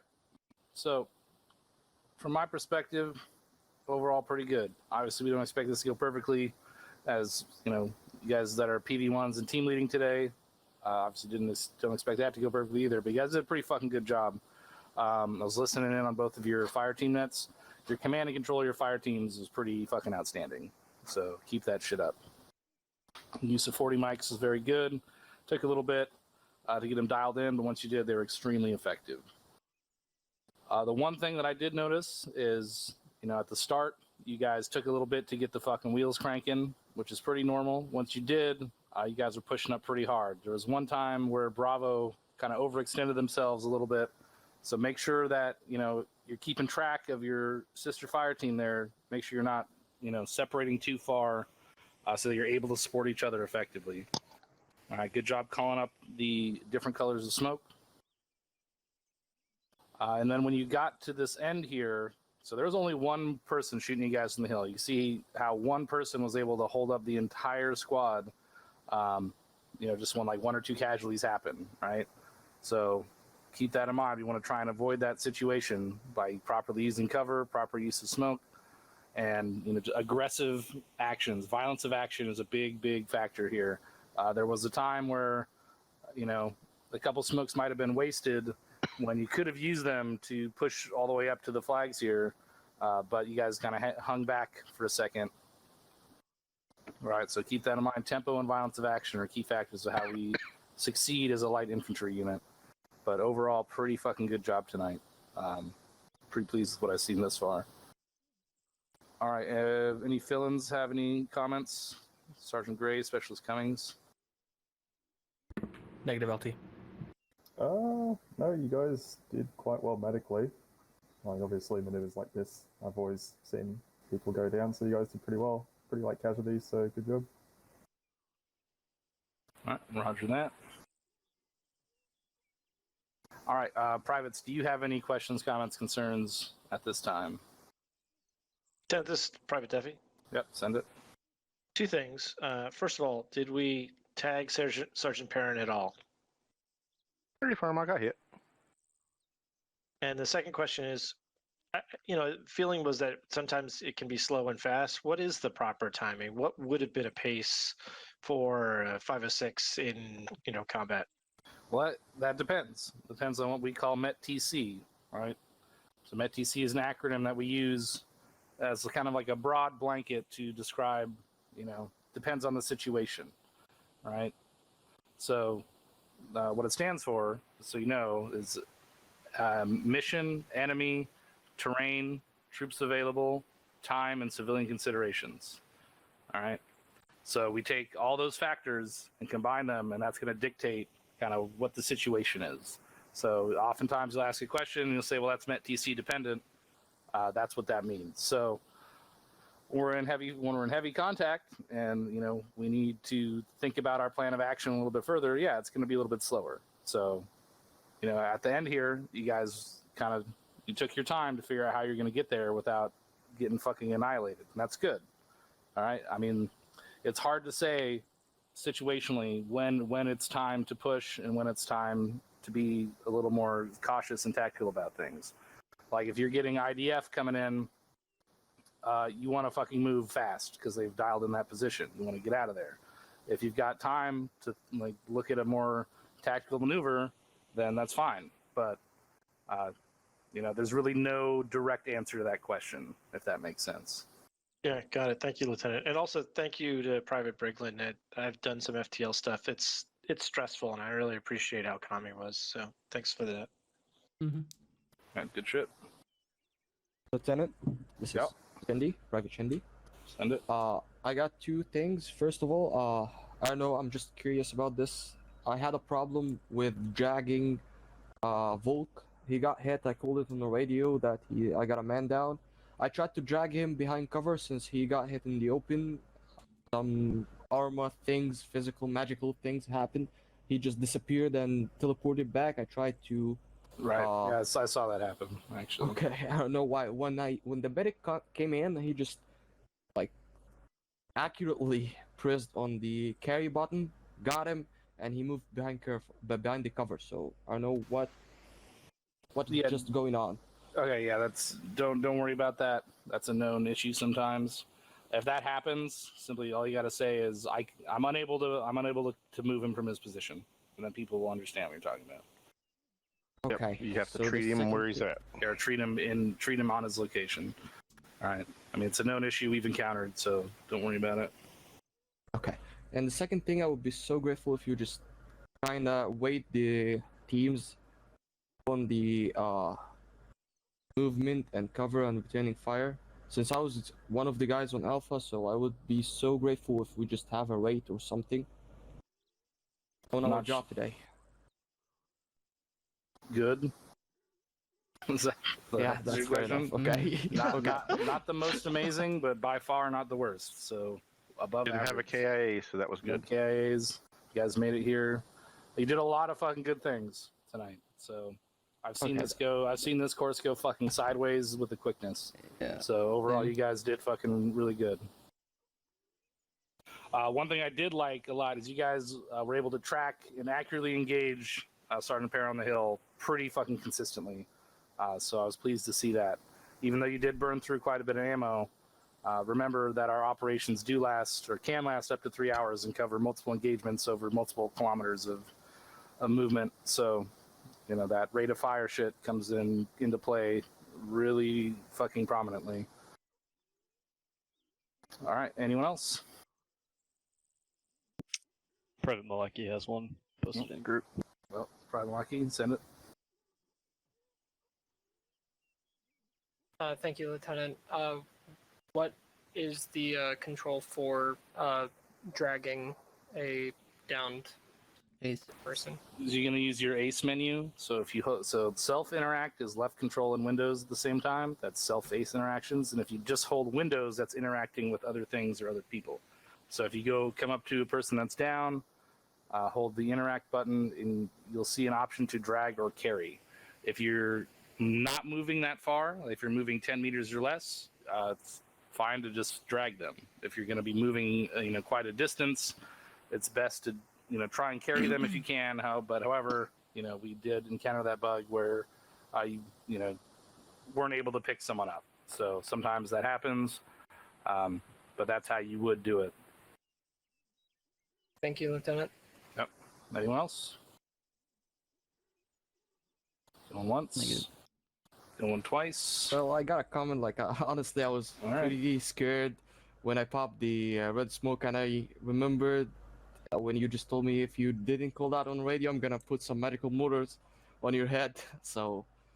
Oh, I was ready. Yeah. You saved the entire squad by calling that out. All right, cool. Seems like that's about it. So we're gonna wrap this shit up here. All right, so this is gonna conclude day 2. Keep up the good work, gentlemen. So for those of you that are planning on transferring to Class Alpha to finish days 3 and 4, go ahead and stand up. Okay, so we got 3. Okay, so for you 3, what I want you to do as soon as we're done here, you know where the Class Alpha thread is on the forums, correct? Yes, sir. Yes, sir. Okay, I want you to go ahead and post in there that you will be attending, days 3 and 4 of the Class Alpha, with the usual format that goes with it. So make sure you do that so the first sergeant knows to expect you guys to be there on day 3. All right, so until that time, you're still under my direct chain of command. So until you finish day 3 with the first sergeant, you'll still be under me. So continue to come to me if you have any questions, comments, concerns until that time. All right? Understood. Thank you, Lieutenant. There's no problem. That's just Shendy and I on Tuesday, Thursday. That's fine. Next week. Okay. And No question, problem. Lieutenant? Yeah, Private Volt, go. So once we post in the other classes forums, you already know that just by us standing up here, we don't need to inform you further that we're going to be attending the other course for this weekend. Understood. Thank That's you, fine. Lieutenant. If you happen to only make one of the days but need to transfer back to this class to finish, just do the same procedure, post in the Class Bravo thread that you'll be attending, I guess, day 4, if you can just make day 3. So. Understood. Thank you, sir. Yep. And then there was another question in there somewhere. Lieutenant, when is the Class Alpha? Because it's kind of, I don't know when or where. Class Alpha it's is gonna happen. Saturday and Sunday at Saturday. 1400 Eastern. So that's 2 p.m. Eastern time. 2 p.m.? Yes. Okay. All right, let me calculate that real quick. He's in Egypt. Yeah. Yes. So Alpha is Saturday and Sunday.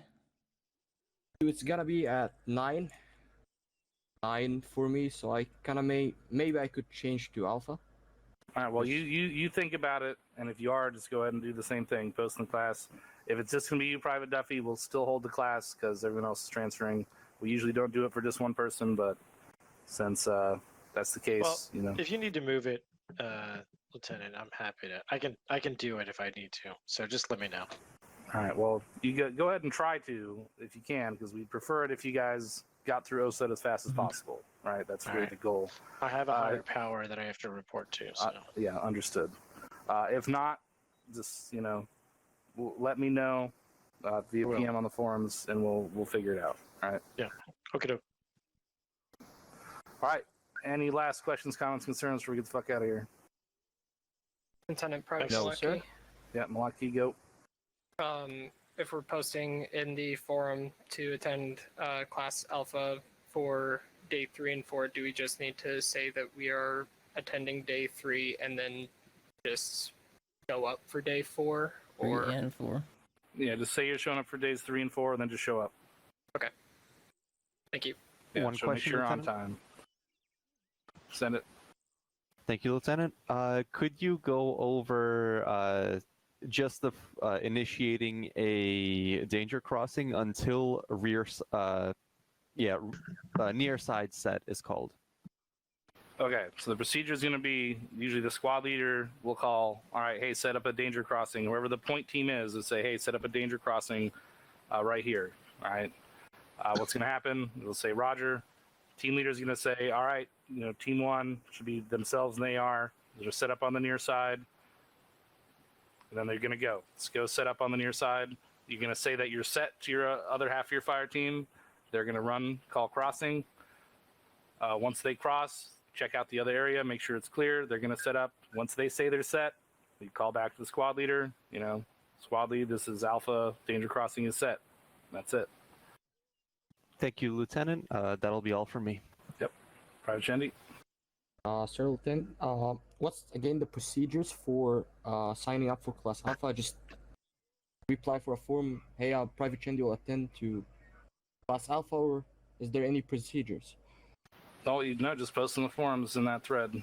So you do know where that thread is, right? In the Class Alpha Osut thread. So just post your name. We'll be attending days 3 and 4 at this day and time. And that's it. Same way you signed up for this one, except in a different class. Same way you signed up for this, but just put days 3 and 4. Thank you, Lieutenant. Okay. Anyone else? Just Shendy, let me know if you move classes. Absolutely. All right. Going once, going twice. Gentlemen, for those of you that are transferring, it's been a pleasure. Keep up the good work. Don't make us look bad in front of the first sergeant. And, yeah, y'all are dismissed. Enjoy the rest of your Thursday night.